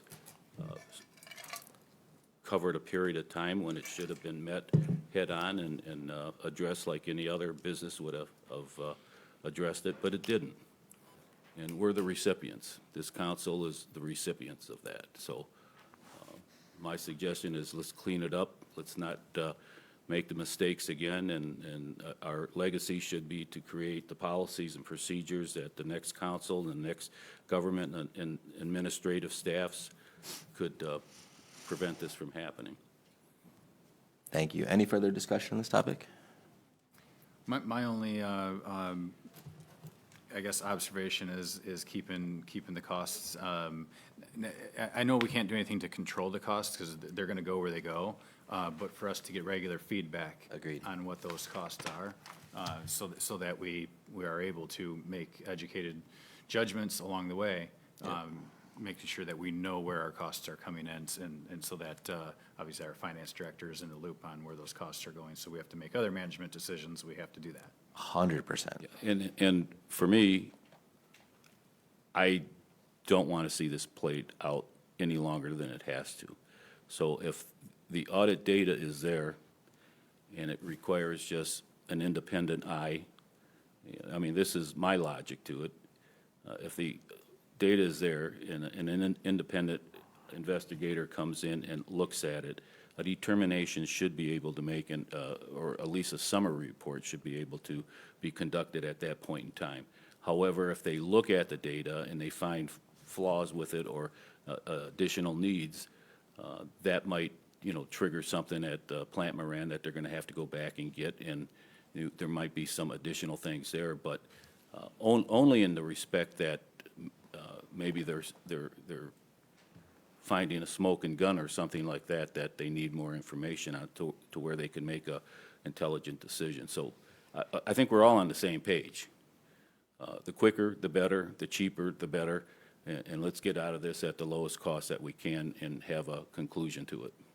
Agreed. Want council to be aware that the billing attorney, the lead one on this, is at $5.95 an hour. So your 5K retainer will get you about 8 hours of them. It's $4.95. It's $4.95. I just checked, but you had for the one, and then you the had top cautioned us, $5.95. But I just want you guys to be aware. So Yeah. the cost. I think Treasurer Fonte, what you're hearing is, since myself or none of our council members have any purview to the details of this process, we're asking you to be very diligent, as you have been, on finding a efficient path to not incur a ton of unnecessary. I was very diligent in the beginning, but people ignored my suggestions, and here we are. So, unfortunately, we're here today because nobody took my advice. Wash your mind and go to school. Point of order. Thank you. Any further discussion? Katie, please call roll. Schumate? Yes. Valentine? Yes. Walden? Yes. Wood? Yes. Cox? Yes. McNabb? Yes. Molnar? Yes. Motion carried. Back to you, Treasurer Fonte. Yeah, the next thing is the explanation of the contract with Stevens Disposal. So there's three moving parts to this contract, and I know people are concerned about the recycling. So we had a meeting with Stevens prior to the holidays, and one of the concerns, Chelsea Brad has eyes on this at all time, and she knows my mandate. If we don't have the information, we don't sign the check. It's that simple. So I was appraised of the recycling issue, whether it was going to the right dump or if the dump was had maintenance issues and they couldn't recycle the material and they had to put it in the general waste. The idea is, and in the contract, they don't get paid unless there's a certificate of disposal at the recycling center. It's that simple. But there's no other ability for anybody to track that truck unless somebody from the public goes and tracks it. There's not trackers on, GPS trackers on some of the trucks at Stevens, but the hammer that we have is we don't sign the check unless the recycling certificate is in our hands. Our administrative staff knows that, and they're paying very close attention to it. And the word of caution that we gave Stevens was, we don't have the ticket, you don't get paid. So I would encourage the people in Gibraltar that have a strong affiliation for recycling, that at any given time, if you want to follow a truck, follow it, and stay in contact with our staff if you have concerns. But the eyes of the staff are on it. They've been warned at Stevens, and between the mayor and I, we have the last line of defense by not signing the check. That's simple. And you can understand our sensitivity on this topic since we found Priority Waste was not abiding by that element of the contract and luckily got that refund. So thank you for staying on top of that. Yeah, there's one other thing. The understanding of the contract, there's two parts of the general waste. So Riverview landfill accepts the waste from Stevens. And that truck goes in there and it's charged and weighed, and it's a weighed ticket, and they charge us, the city, by the ton of waste. So we get a bill from Riverview with the tonnage amount on it and the tonnage, the price per ton, and we pay that bill. What I found is that we don't have the tickets to support those scale tickets. So I've put a hold on that. Stevens is supposed to transfer those tickets to our hands so that we can reconcile the cost from Riverview for tonnage waste to what our bill shows. So that's an ongoing process. We got a handle on that, but that will work itself out very shortly. The other thing is that how does Stevens get paid? So this was a little anomaly that I came across, because usually in my contracting business, it was either by weight or by cubic yard. But in this case, Stevens gets paid by the residents or the commercial pickup. So the contract reads 1,400 and I think 97 pickups at $10 a pickup. So at the end of the day, they charge by the pickup. Now, they don't charge if somebody's not home. They just flat rate you at $1,498. And as the city expands and builds homes or demolishes homes, we have to stay on top of that and readjust that per the contract. So tonnage into Riverview is one bill that we pay, and then the cost of the pickup at $10, a pickup site at 1,498 sites, that's our other cost. And you combine those two, and you get your cost for your waste. So it takes good eyes in the office to put three things together, and if you don't have the support, the check doesn't get signed. Thank you. Okay? Any questions for Treasurer Fonte? Are we having an issue getting load tickets from them? Yeah, because nobody's ever asked for this before. This is a first. So, Riverview is taken back by our request to give us the load tickets. Chelsea has had quite a lot of discussions, and I'm weighing the odds of my next move with Riverview if I don't get the tickets from Stevens. Now, Stevens said that they'll give us the tickets, but until I see the official scale ticket and not some drummed-up handwritten ticket, that's a work in process right now. So yes, there's an issue with Riverview. Those tickets, when they send an invoice to us, should have a backup ticket history on it. And it has not been, and they're not accustomed for anybody in the city for asking for that data. So it's a little shock to them right now. Yeah, I know particular to the recycling one, I wonder if there's anything like we can institute driver direct, 'cause that's obviously the easiest way to get the actual tickets is the driver. That's what's supposed to happen, but obviously nobody's pushed this on any of their drivers or, back to Stevens or Riverview, and they want us to orchestrate that. Well, we're going to put so much time into it, and all of a sudden something's going to stop. And everybody's been at Stevens been very nice and respectful, and they're going to see to it that this is done. But we'll see. They got a short period of time to make this happen. I'm glad you guys are taking care of it. Thank you. Any further questions questions or comments for Treasurer Fonte?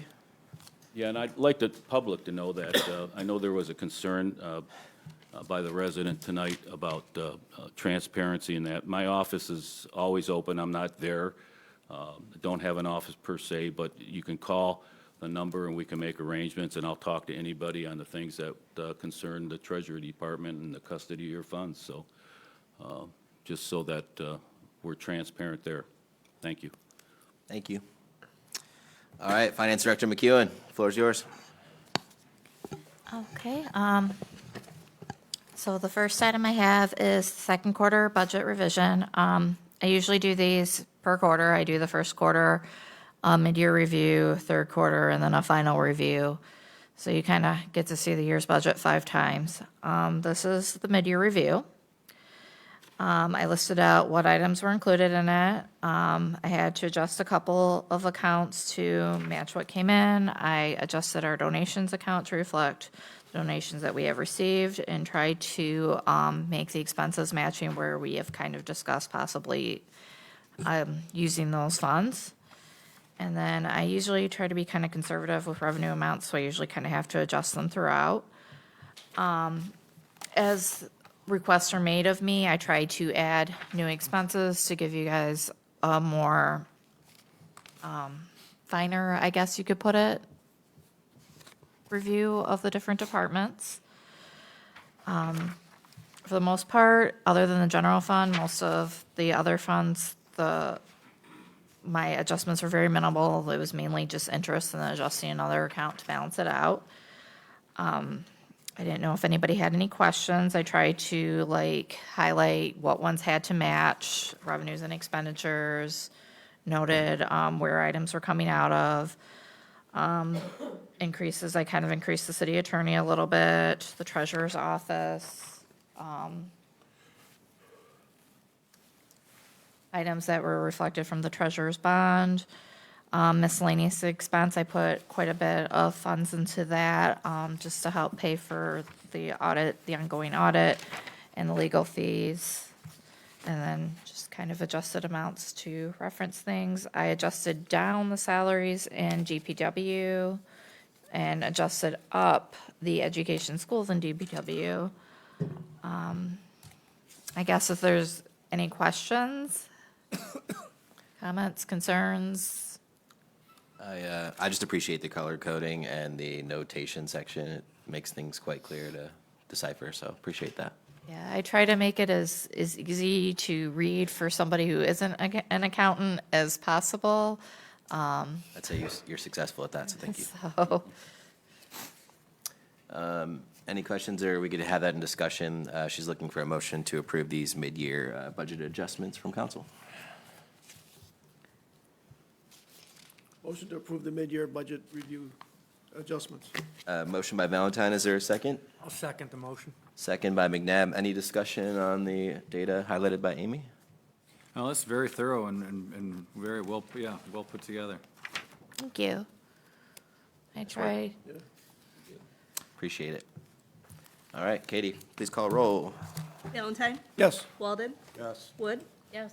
Cox? Yes. McNabb? Yes. Molnar. Yes. Schumate. Yes. Motion carried. Amy, back to you. My next item is the water transfer resolution.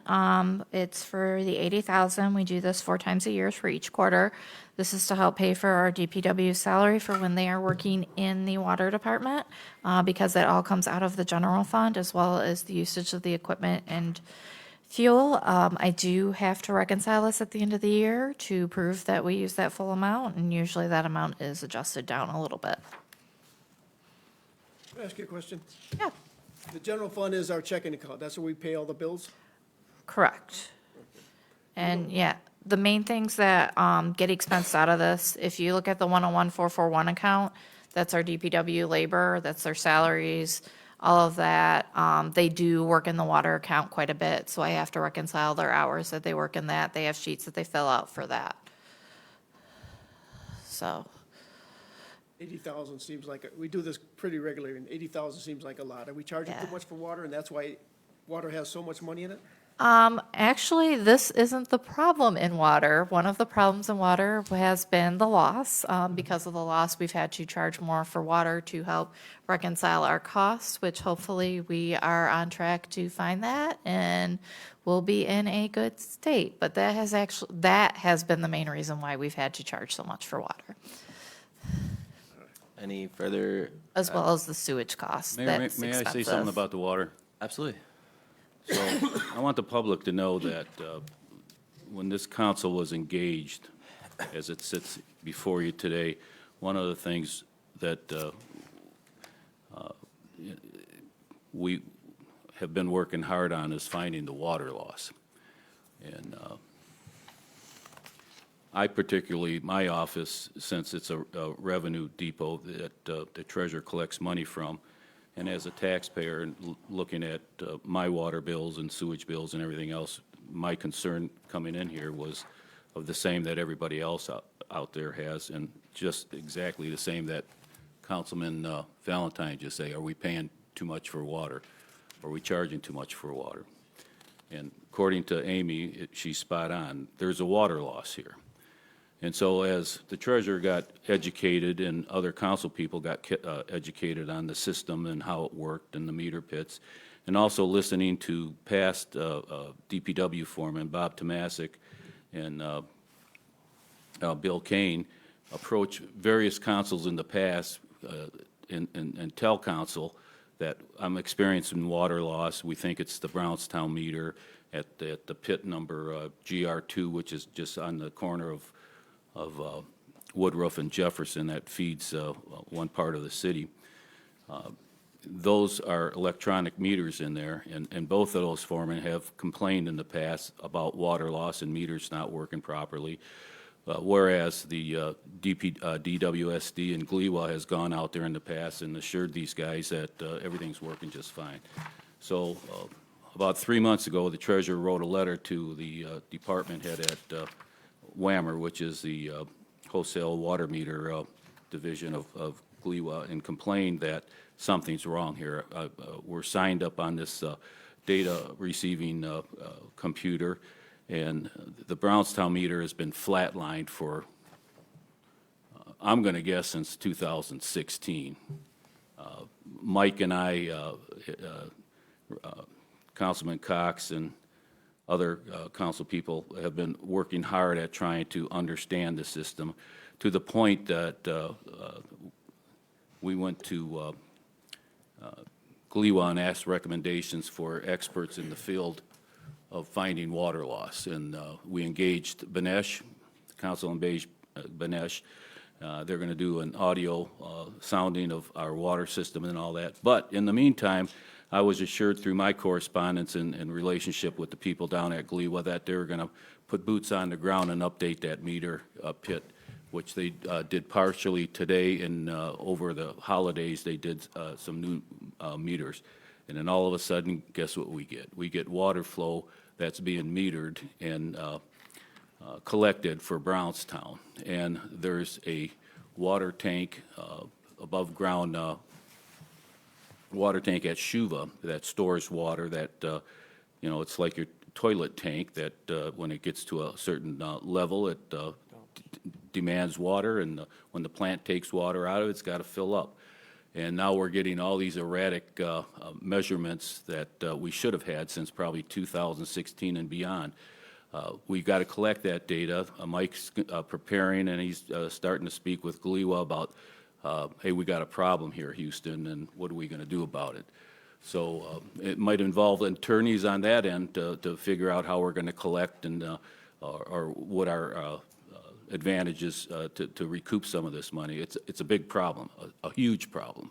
Agreed. And hopefully, Councilman and the public, that through this, now again, we're not certain right now, but it's the first time that we've laid eyes on Brownstown meter actually working. And it supports what our two DPW foremen in the past have said, that something's not right on that Brownstown lead that goes out of our meter pit. So hopefully we'll get some good answers. Mike's going to continue to drill down on this, and maybe that our water loss that we've been experiencing all these years have been Brownstown. unsuspectedly taking the access of our water, and we're paying for it, so. I'm very excited for the continued data on that topic. Obviously, a huge, important issue for us, so thank you for the summary on that. And also, for example, our bills to Shuva on this budget are 452 million. So it's quite a bit that we pay. Sorry, I moved away from the mic. It's quite a bit that we pay in sewage costs, which is partially what drives the water bills so high. Yeah, so residents, we're working with experts to find the water loss and to solve this issue for the long term. So thank you to all that have been spearheading that effort. I know we were on the topic, getting back to the topic at hand, of the approval of the transfer resolution. So council, motion would be in your court to approve the transfer resolution. Motion to approve. Motion by Wood, is there a second? Second. Second by Molnar, any discussion? Katie, please call roll. Walden. Yes. Wood. Yes. Cox. Yes. McNabb. Yes. Mulnar. Yes. Schumate. Yes. Valentine. Yes. Motion carried. Amy, back to you. Okay, number 3. So a Gibraltar Community Foundation was established. When I checked with the attorney last year to see if it had been completed in March, they had told me it hadn't. Come to find out it had, and we are not in compliance with the IRS on it, which led me down a rabbit hole. We need to file paperwork through the foundation yearly, which would cost around $2,000 with the IRS to be in compliance with them. The Gibraltar Foundation was mainly established to accept donations for the city, and it was also established to help run items through it. I need to know if this council wants to continue it, and also we need to set up a board of directors and have them determine whether or not to dissolve it or not. Garrett Schumate has been established as having to be a board person on the board. I would recommend that I be included, and then for the other 3, you need at least 1 council person and 2 residents. Yeah, so this was a surprise to all of us. Amy, when was this established? Oh, God, it was established in 2023, I believe. I didn't bring that, yeah. Is this the 501c3? Yes. I was original member on this with the former council person. I can't remember his name right now. Yep, you voted no. Yeah, so to summarize, what we've been educated on, right? We in this important backdrop, we had a generous resident who made a donation to the city of Gibraltar, and during that process uncovered that we have a path to accept a donation, that we don't need this. Yes. Yes. But that this had been lingering in the background with no resolution. Yeah. And here we are with IRS implications and others. So another thing to clean up, and we need to take action tonight. I'm more than glad to sit on the board. If I sit on the board, my recommendation would be to dissolve this, unless anybody presents a rationale as to why we need it. So I would say it's board established, then pending voting members dissolve, then get rid of the board. You have to be on the board. So I've been voluntold. So, so council, Amy, I mean, maybe we, and I'm sure you've been involved in this discussion, but if council, I think the only missing piece for me is we don't have residents that have volunteered unless I'm. Yeah, we would probably want to solicit to get residents to volunteer as well. But we should start, I would say we should start establishing it, maybe with a council member, you and me, and then solicit out for the residents. do this so for that the- we can start. Why don't we just dissolve it now? We have to, Have to the have a board vote to has to dissolve dissolve it. All right, so let's do this. Requirement to establish. Let's do this. Council member, is there a council member that can put their hand up to volunteer to sit on this board with me and Amy? Amy and I? Just Mr. Councilman Cox. Okay, so we need a motion to establish this board with myself, our finance director, Councilman Cox, and 2 residents to be identified. And then let's get that action next meeting so that we can do what we need to do here. That's my recommendation to you. So motion be in your court to establish the board with the known members today, fill those next seats on the 27th, and then get this taken care Do of. we have any fear with the IRS right now, or are we in penalty or anything like that? We can request to get all those fees waived. I talked to somebody on the IRS, and they basically walked me through step by step everything that we need to write. But first, we have to have somebody on the board who can write that letter, so. So you mentioned fees. Are there actual dollars involved here? Well, there's the $2,000 to complete the paperwork with the IRS. And then if we actually get charged fees, I'm not sure how much that will be at this point in time. I'm glad to support the letter drafting immediately in conjunction with our lawyer and any other parties. Let's just get to work on this one. So was there ever any business conducted by the foundation? Nope, So nothing in, nothing out? correct. No, and to be clear, the city can accept donations without having this 501c3. I don't know why it was established to begin with. I wasn't a part of that process. So it's not like the city won't be able to accept. It's just. Yeah. Right. So Well, I there- believe the action is you're going to establish the board to dissolve this 501c3, file the proper paperwork with the IRS, and be done with that.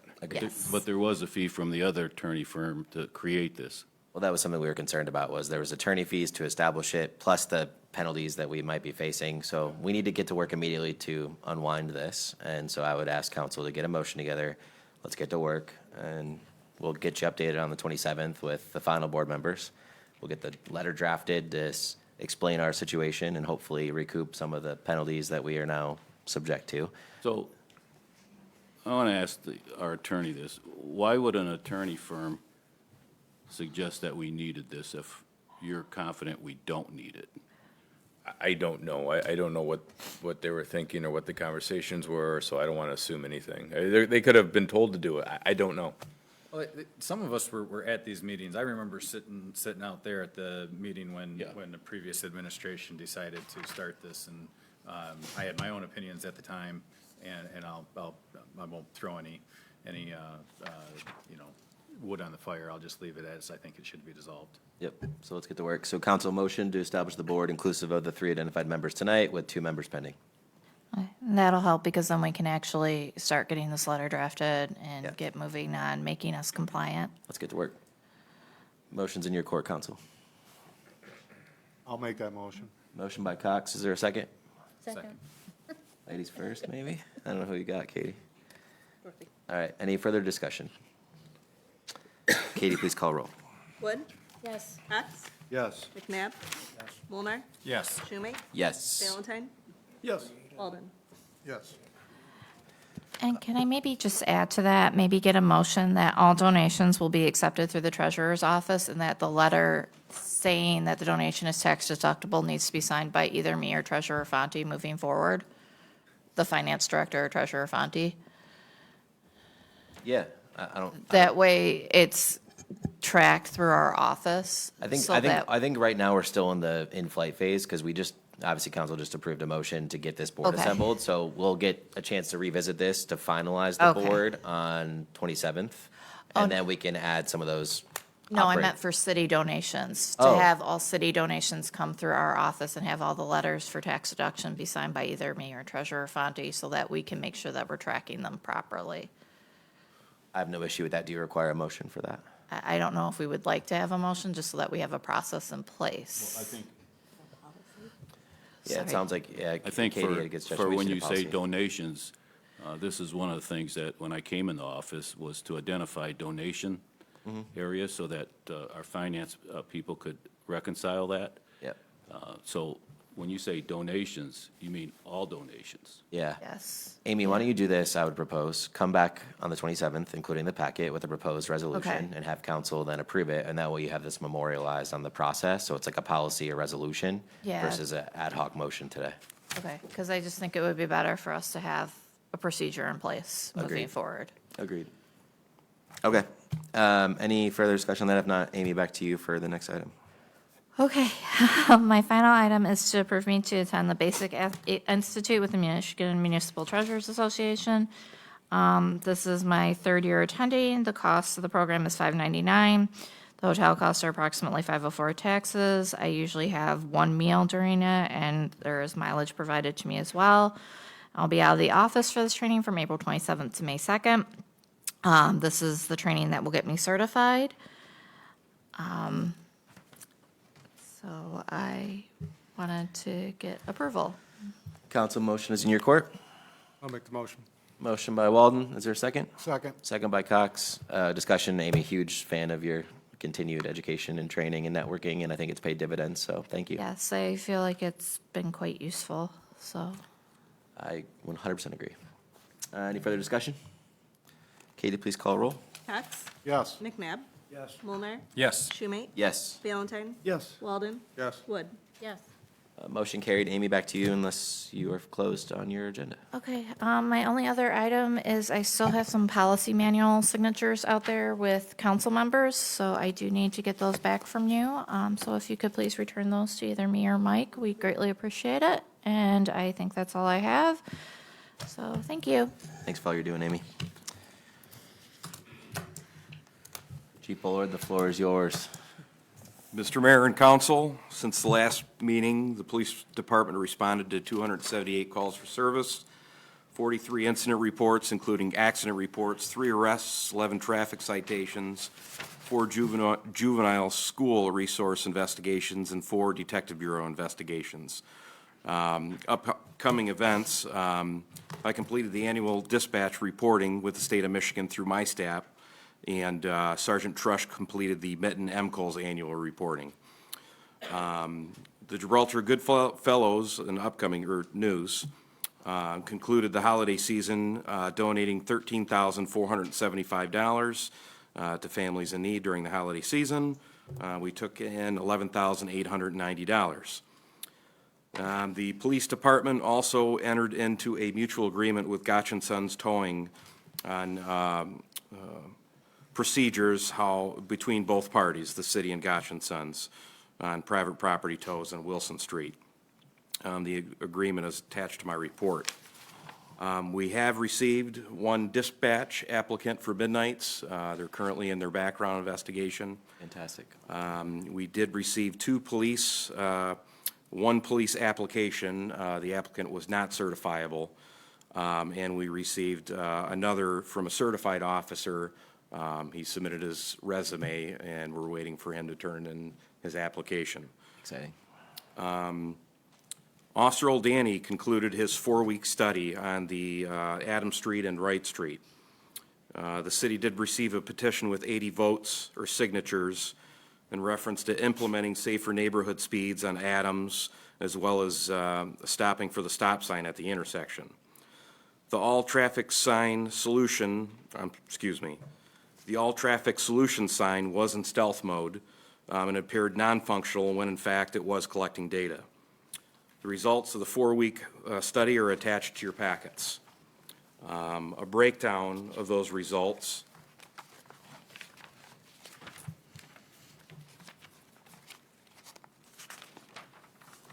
from the 4-week study was from December 1st to December 31st. First study was conducted on southbound, December 1st through the 18th. Average speed on Adams was 17.76 miles an hour. Minimum speed recorded was 10 to 25, or 10 miles an hour in a 25 zone. The maximum speed was 47 in a 25. There was 1,098 violations of speeds 26 to 30, 77 violations of 31 miles an hour in a 35, 4 violations of speeds 36 and a 40, and 1 violation of 41 to 45, 1 violation of 46 to 50 miles an hour. The northbound study indicated the average speed was 18.9 miles an hour, with a minimum speed of 10 miles an hour, a maximum speed of 33 miles an hour in the 25 posted zone, 237 violations of 26 to 30 miles an hour, 8 violations of speed 31 to 35 miles an hour. I will leave it in the council's hands to determine whether or not the discussion we priorly had on possibly installing stop signs. If Mr. Mayor and Council, you decide to do so, my recommendation would be the midpoint of Adams, possibly at Adams Street, if you feel that this data justifies installing the stop signs.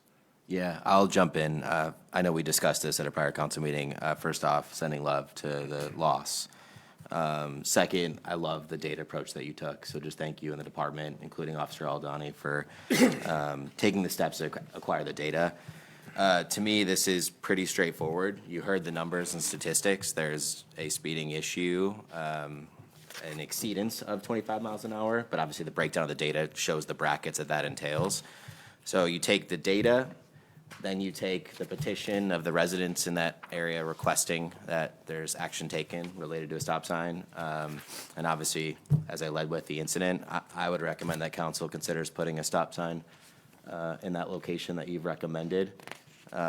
Furthermore, just my last point is you see that there's a reduction in speed. It's effectively reducing the speed with that sign there. So to me, a stop sign would further that reduction, further that risk reduction for any future incident to take place. And the last thing I'll say is the anecdotal feedback we got from our community was when we put a stop sign in historically, Stoflet related area, it seemed to be effective. And so for all those reasons, I'm asking council to consider a motion to allow DPS Bullard to pursue the introduction of a stop sign. I just need clarity as where this is going to be located? Yes, it'll be northbound and southbound Adams at Addison. At Addison. That's the midpoint of Adams, from Wright Street to the south end, the cul-de-sac of Bayview and Adams.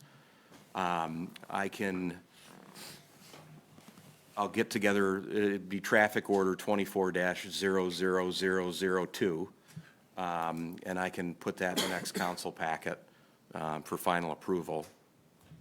I would recommend that. And obviously, we're taking your discretion on the location of that stop sign if you feel that's the most optimal location, given the data that we've collected.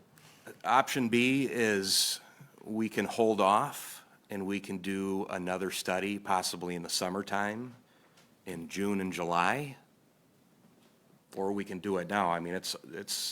Can we do a study that correlates with a temporary stop sign in that location to see what kind of data we get from that? We can install the signs. We can do what we did at Stoflet and Bayview. We can install the flags, just notifying residents. I can notify the county that we're installing them, and then I can do a study in June and see where we're at.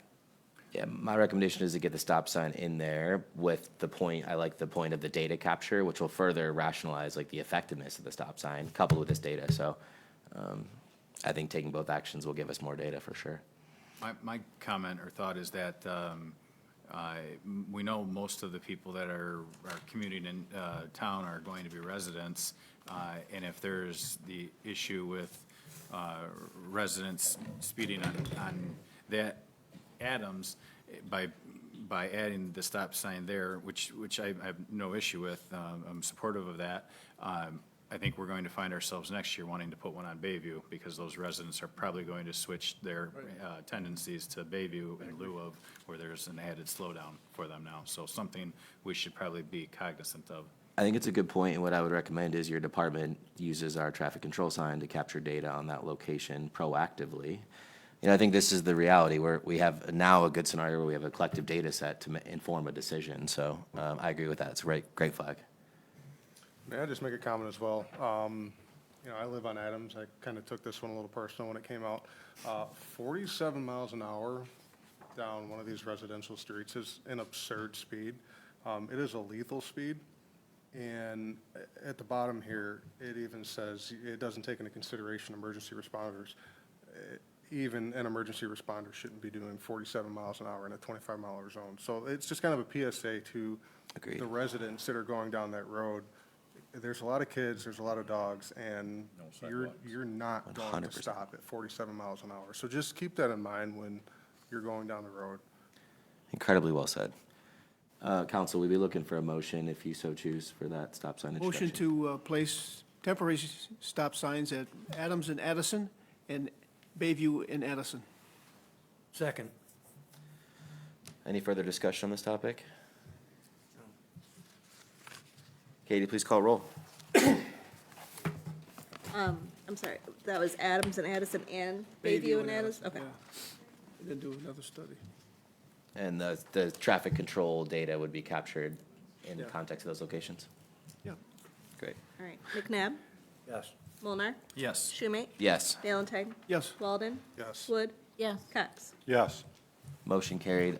Thank you to the department. Thank you to the community for raising the concerns, and glad we're on that path. Back to you. Yes, lastly for news, I did receive several inquiries in regards to political signs being posted on city property. Political signs can be posted on private property, but not on city property. The political signs may be posted on city property 30 days prior to an election and 7 days after an election per ordinance 4499. Respectfully, if residents have any political signs, they have to remove them from city property. I do have two action items. Action item A, requesting to purchase two 27-inch HP full computer monitors. The purchase will be for $377.54 with Bernie grant funds, and this is going to be for the detective's office. Motion to purchase the two 27 HP Full HD computer monitors out of Bernie funds. Motion by Valentine, is there a second? Second. Second by Cox. Any discussion on this item? I just have one question. So on the Amazon quote, you have just the two monitors, and it looks like on the Walmart quote, you have the two monitors with a stand. Am I looking at that correctly?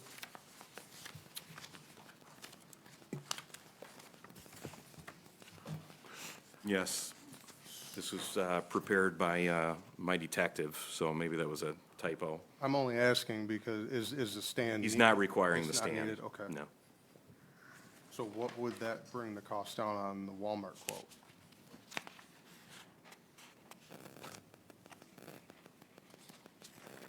I know I looked at this in the computer. It looks It's like it's $39.99. How much are the monitor arms?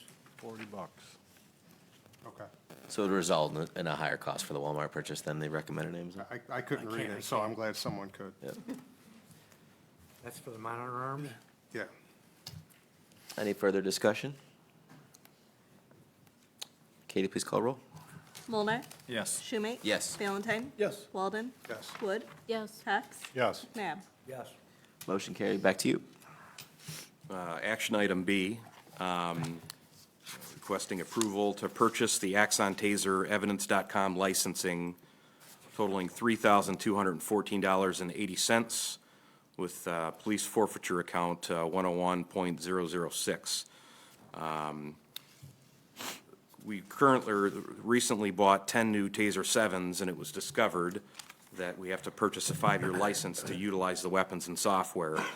Little history with this is all officers have qualified to carry the Taser 7, but all data, software updates, and evidence are uploaded into Evidence.com, also known as Axon, and we must have the license to utilize this feature, as well as changing the settings on the Taser itself. So council looking for a motion from you. I'll make the motion. Motion by Walden. Is there a second? Second. Go ahead, I'm sorry. Second by Molnar. Any further discussion? This is a 5-year, the costs requested will cover a 5-year term? Yes, 5 years. Thank you. And they're non-functional in essence if we don't have this license. They're not fully functional in essence. They're not fully, there's several settings on the, and we can't adjust it, and it was discovered that we have to have this program, so. Understood. Any further discussion? Katie, please call roll. Schumate. Yes. Valentine. Yes. Walden. Yes. Wood. Yes. Cox. Yes. McNabb. Yes. Mulnar. Yes. Motion carried. Back to you. Also included in my report is the ordinance officer report and the records clerk report, and that concludes my report. Thank you. Thank you for all you and the department are doing. And thank you, and Mike, for working together to get your agreement finalized, and hopefully are able to then celebrate that on the 27th. Thank you. Last but certainly not least, I will turn it over to Deputy Chief Simon.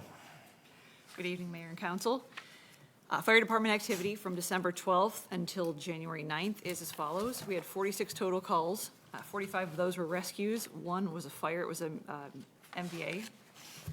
6 mutual aids and 0 auto aids.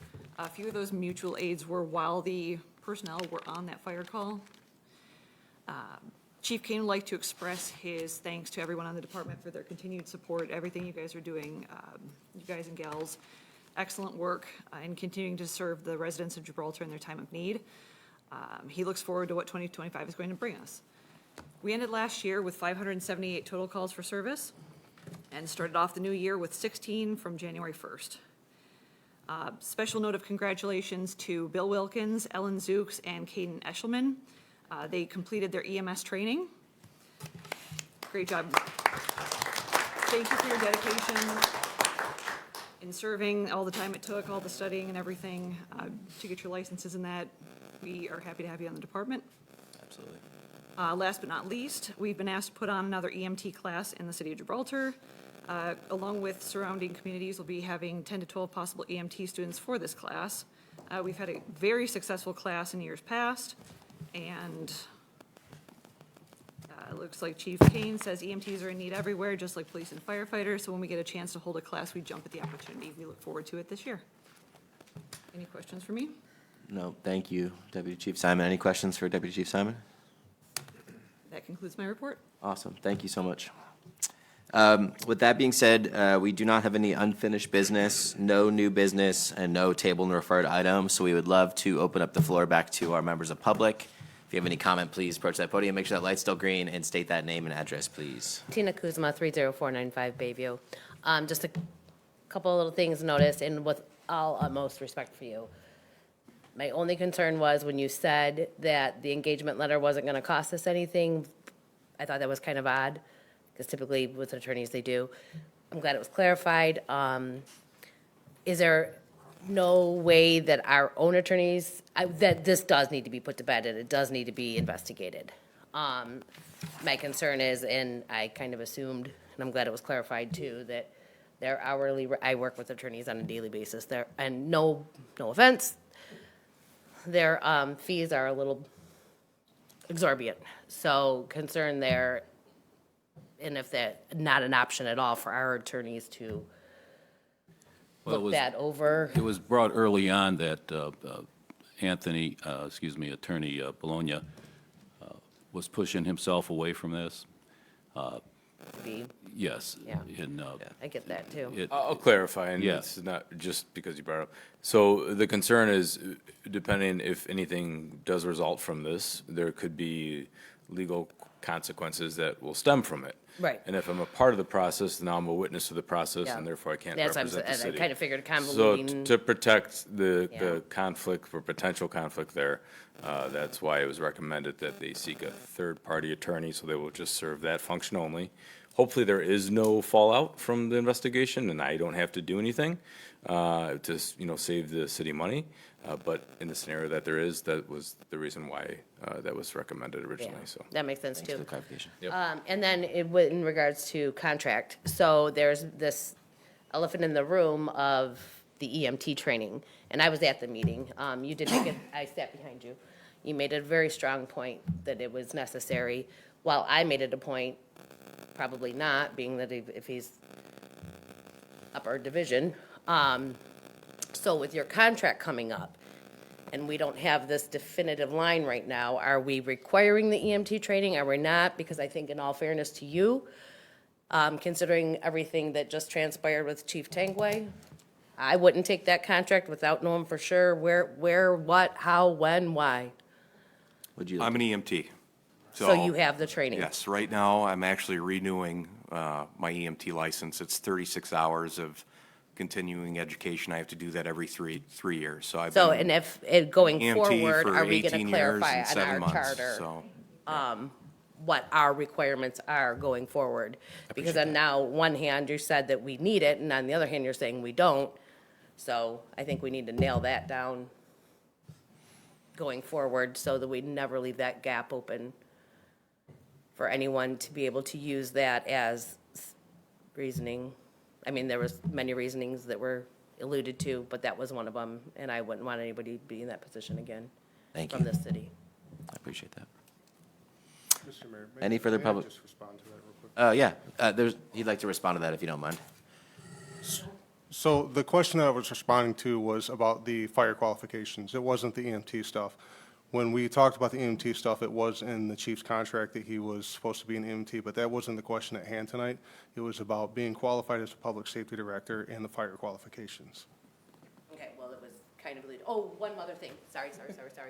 The contract with the attorney, who's gonna be signing that? Who's authorized to sign that retainer? A special investigator contract? For the attorney? Yeah. After we get the report back? Do you want to speak to that? Or attorney, do you want to speak to that? Right now, it reads that the treasurer signing it. Is he, per our charter, is that copacetic? They approve the contract and has him as a signatory, so yes, he can sign it.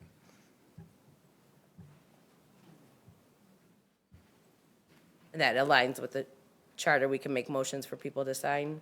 Yeah, they give authority for the contract to be signed, which is addressed to the city treasurer based on the special investigation. So, Thank you. Please state your name and address. My name is, everybody that walks on this sidewalk after a snowstorm. I live at 30126 Adams. I guess we don't have a gator. DPW don't have a gator, so they couldn't shovel the snow. All I can say is it's good it happened on a Friday night. No, you know, it's a weekend, so that worked out for you. They need a gator. And another thing, what's the responsibilities for the two residents to be on this board? For the Yeah, for that money. 501c3? Yeah. Amy, do you have any insight on that? He's asking about the two residents there. I think we would probably have to meet like at least twice this year to like motion whether or not we wanted to continue or dissolve. To approve payment to Plant Moran to file, and then probably again to follow up on everything to see where we are with everything, and possibly to approve another bill to file for the current year. Sounds like a few meetings. But you couldn't be sued or, you know, anything like that. Sounds like a legal question to me. I mean, you know, if you can trust your government, ask any Indian. Thank you. I know we had raised to you today, Mike, not to put you on the spot, but maybe any perspective on the sidewalks. I know the teams have been out taking care of broader snow removal and other topics, but anything you want to add there in context of the snowplow discussion? I just want to say, as y'all know, the snow came late Friday night. I want to say thank you to our DPW staff. Our full-time staff consists of 3 people. They have all the streets, all the sidewalks, everything to do. We have some part-timers. They work during the week. They don't work on the weekends. By law, they are limited to the number of hours, so we cannot utilize them on the weekends. The staff did a great job for what we have. Yes, we do have our gator. The motor did blow on it. We are currently looking for a new one. But it's not that easy. We have to find one. We have to make sure we have the money. We just can't pull money and pull money and pull money and pull money. Because if we run down our fund balance, it hurts our credit rating. It hurts our interest rates when we get loans and everything else like that. And it's not fiscally responsible to pull out your rainy day fund without no way of approving it. That'll be empty and will be broken no time. I was waiting for the finance director to finish her report so we can see where we can move money along to buy stuff. Equipment's not that cheap nowadays. So, you know, looking at a new one, you know, you're looking with a snowplow, you're looking at $35,000. We just can't pull $35,000 out. We're looking at used ones, we're looking at new ones. But we are looking to get something to speed up the process with the snow removal. But with what we have and what they did a great job, and I want to thank them for it. Thank you. Go to the DDA?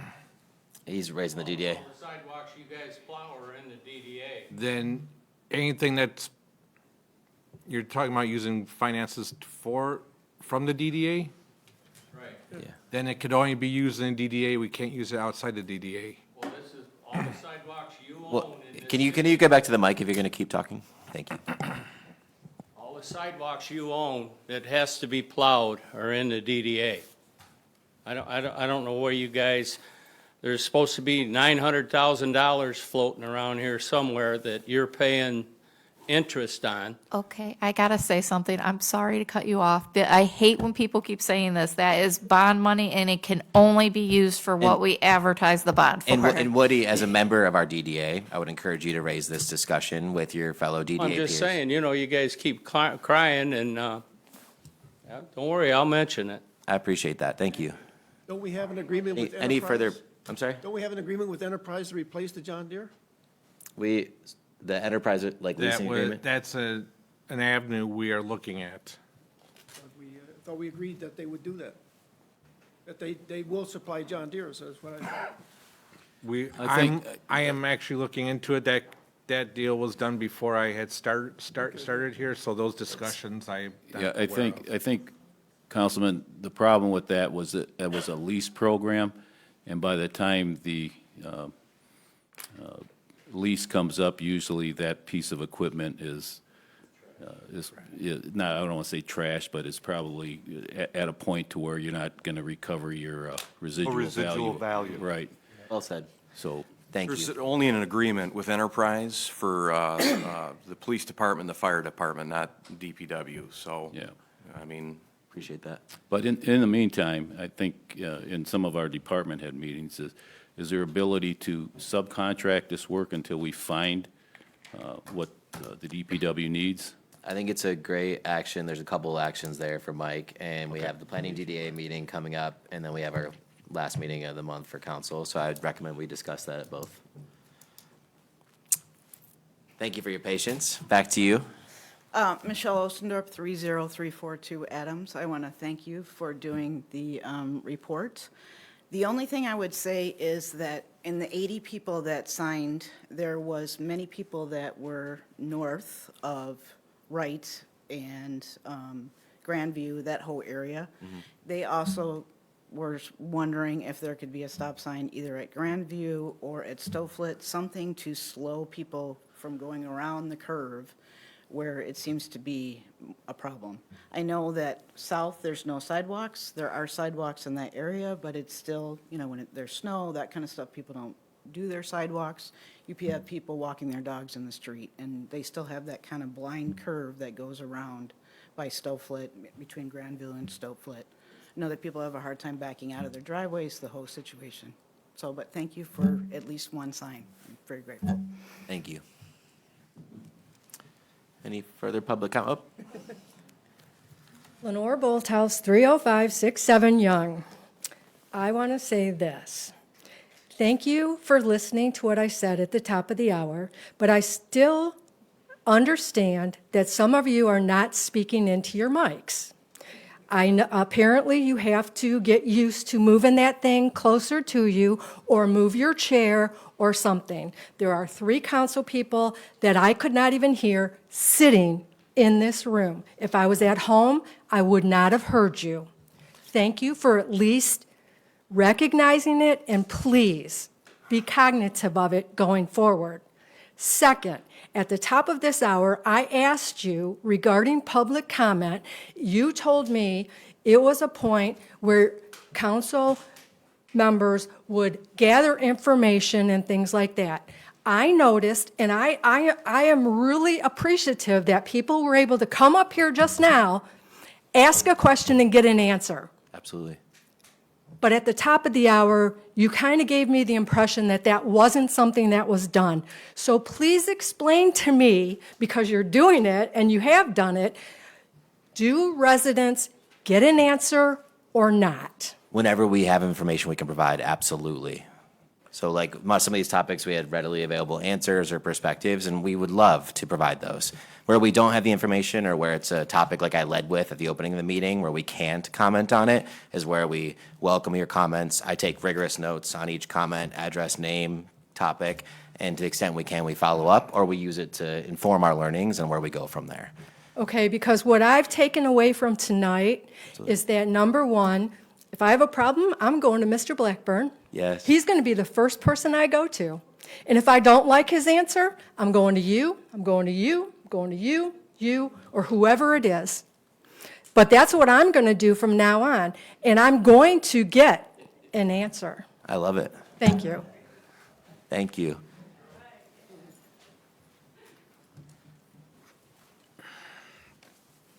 Mariah Van Kelberg, 29829 South Gibraltar Road. Two things. I'm here on behalf of myself as a resident, but also as the Gibraltar Rockwood Rotary. So I have two things. First, as the Rotary, because obviously we lost Marcia as our speaker for us. So I just wanted to remind the residents that we do have an event coming up on Saturday, January 18th, or Saturday, January 25th. The one on the 18th is going to be here at the Gibraltar Community Center. The one on the 25th is going to be at the Rockwood Community Center. As most of you know, that I provided the city, through the agency that I work for, the TSA, my ID bracelets. The Rotary did apply for a grant through the Rotary International this year for a $2,500 matching grant. With that grant, we were approved to obtain the grant for $2,500, so we've matched it with another $2,500, so we had $5,000 to spend on a community project. And the community project that we chose was the My ID bracelet. So with that being said, we will be providing residents of Gibraltar and Rockwood on those two dates a My ID bracelet at free at no cost. That's awesome. So it's the same program as what I presented each city previously. The only difference with these ones that we are providing is from the Rotary, as these can go to anybody. The ones that I provided through the TSA previously, as the starter kits, those were for 60 and above because the TSA is for seniors. But Rotary, we can give them to anybody. So there is no age limit, there is no ailment, illness requirement. If you have children that are autistic that would wear it, family members, if you just want one like me that wears them because it's a great product and it, could save your life in a medical emergency, we will be providing those for free. The start time will be at noon, both dates. We will do a brief presentation about the bracelets so we can educate everybody how they work, answer questions, any answers anybody may, want to know about, and then we'll be providing them for free. And if anybody needs help setting them up, we'll be able to do that for them on the same day. If you think that you might need help setting it up, it's a 3-step process on the internet. The only thing we ask that you bring your list of medications and list of health history. So we can put that information and emergency contacts in for you, okay? Make the process quicker. So that is part of the grant, and we're really excited to do this. It's while supplies last, so, please come out, spread the word, let your family, residents, friends know. But again, no requirements on these ones. Congrats and thank you. Thank you, thank you. Other thing, Rotary is always looking for new members. We don't beg, we don't, we're not gonna make you sign your life away to us. We ask that you come, visit, check us out. If, you wanna volunteer for us for a little while and see what we are before you commit to us 100%, we have no problem with that. So we meet the first and third Monday of every month at the Gibraltar, or not Gibraltar, but the Rockwood VFW on Jefferson. We are open, we meet at 6 p.m. So we're open to the public. If you just want to come and see what we're about, come on in. We will, accept you with open arms. We're a great group of people, and we're always looking for new members. The only way to keep us going is by obtaining more members. We have a lot of great events coming up this year. New Year, so a lot of great new ideas are coming forward. But we need the bodies and we need the people to help us do these projects and raise these funds and things like that. So that is on the Rotary front. The other thing I wanted to address was the resignation of Tammy Goris and Deanna Pruitt. As a member of this city, I've lived here my entire life. Left for a few years, but did come back. I've known Tammy a long time, I've known Deanna a long time, but also as a member of the Rotary. Tammy and Deanna are a huge asset to the city. It's sad that they are both walking away. I wish them both the most amazing retirement. But the job as a director for recreation is a very thankless job, and I don't think people understand how many hours Tammy actually works outside of what she is paid for by the city. The city pays peanuts compared to what she has done over the course of the years. The commission is unpaid, but they work very hard to do these events have activities for the kids, and collaborate with other city organizations like Rotary and Kiwanis and the fire department and the police department and things like that to host these events. So, you know, I wish Tammy all the best. I wish Deanna all the best.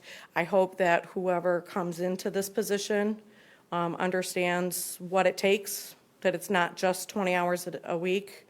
Or like you said, Mike, it sounds like you might be maybe looking to make some adjustments. Even at 40 hours a week, it's more than that. You have to have your heart and soul into the city to be able to do this job, to be able to provide the city with what it wants, what it needs, what the kids want, what the residents want, and, you know, work with the organizations. We love working with the Recreation Department. We do a lot with the Recreation Department as far as an organization. So, you know, we've always appreciated, you know, us being allowed to come in as a Rotary to help put on these events, and Tammy's never turned us down when we said, hey, can we borrow the building for this, that, and the other. She's been 100%. So I really wish her all the best, and I hope that you guys, when it comes to appointing somebody to this position, really think about that. Think about the person that's coming in, that they have the right mindset and the right thought and care, and that they're not just doing it for their own personal good or, you know, retention from that. So Appreciate that. other than that, I wish them everything, and thank you. Thank you so much. I have one question before you sit down. Those ID bracelets, are those only for Gibraltar residents? The ones that we provided originally through the TSA, yes, are for Gibraltar residents, the ones that the fire department has. The ones that we are providing, we're not limiting them to Gibraltar residents, but we're trying to provide to Gibraltar and Rockwood first, because that's the communities that we service. So we will, Just you know. asking, I didn't want residents from other cities coming and taking them in Gibraltar, and and Rockwood residents not getting any. And I will tell you, so my company services 34 communities in Wayne County. We have distributed to 32 of those 34 counties already, or cities already. So you can reach out, anybody that lives outside of Gibraltar and Rockwood can reach out to their city if they are in Wayne County, and reach out to either their police department, fire department, or their city, and they'll be able to tell you who has them and how you can get them if you're 60 and above. We hope that other agencies and cities will kind of do like we did and find ways to buy more and provide them. But yeah, so we're going to try and cater to residents first, but it's not required. Thank you so much. All right, thank you. Any further public comment this evening? All right, looking for a motion to adjourn. Motion by Wood, is there a second? Second. Second by Walden. Katie, please call roll. Valentine? Yes. Walden? Yes. Wood? Cox? Yes. McNabb? Molnar? Yes. Schumate? Yes. Have a great evening, everybody.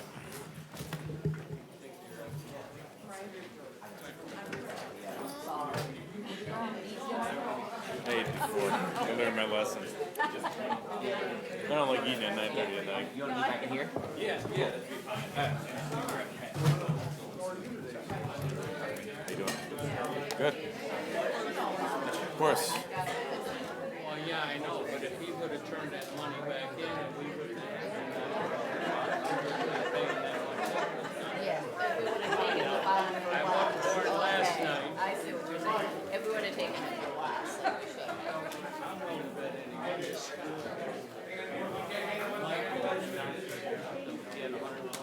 Thank you.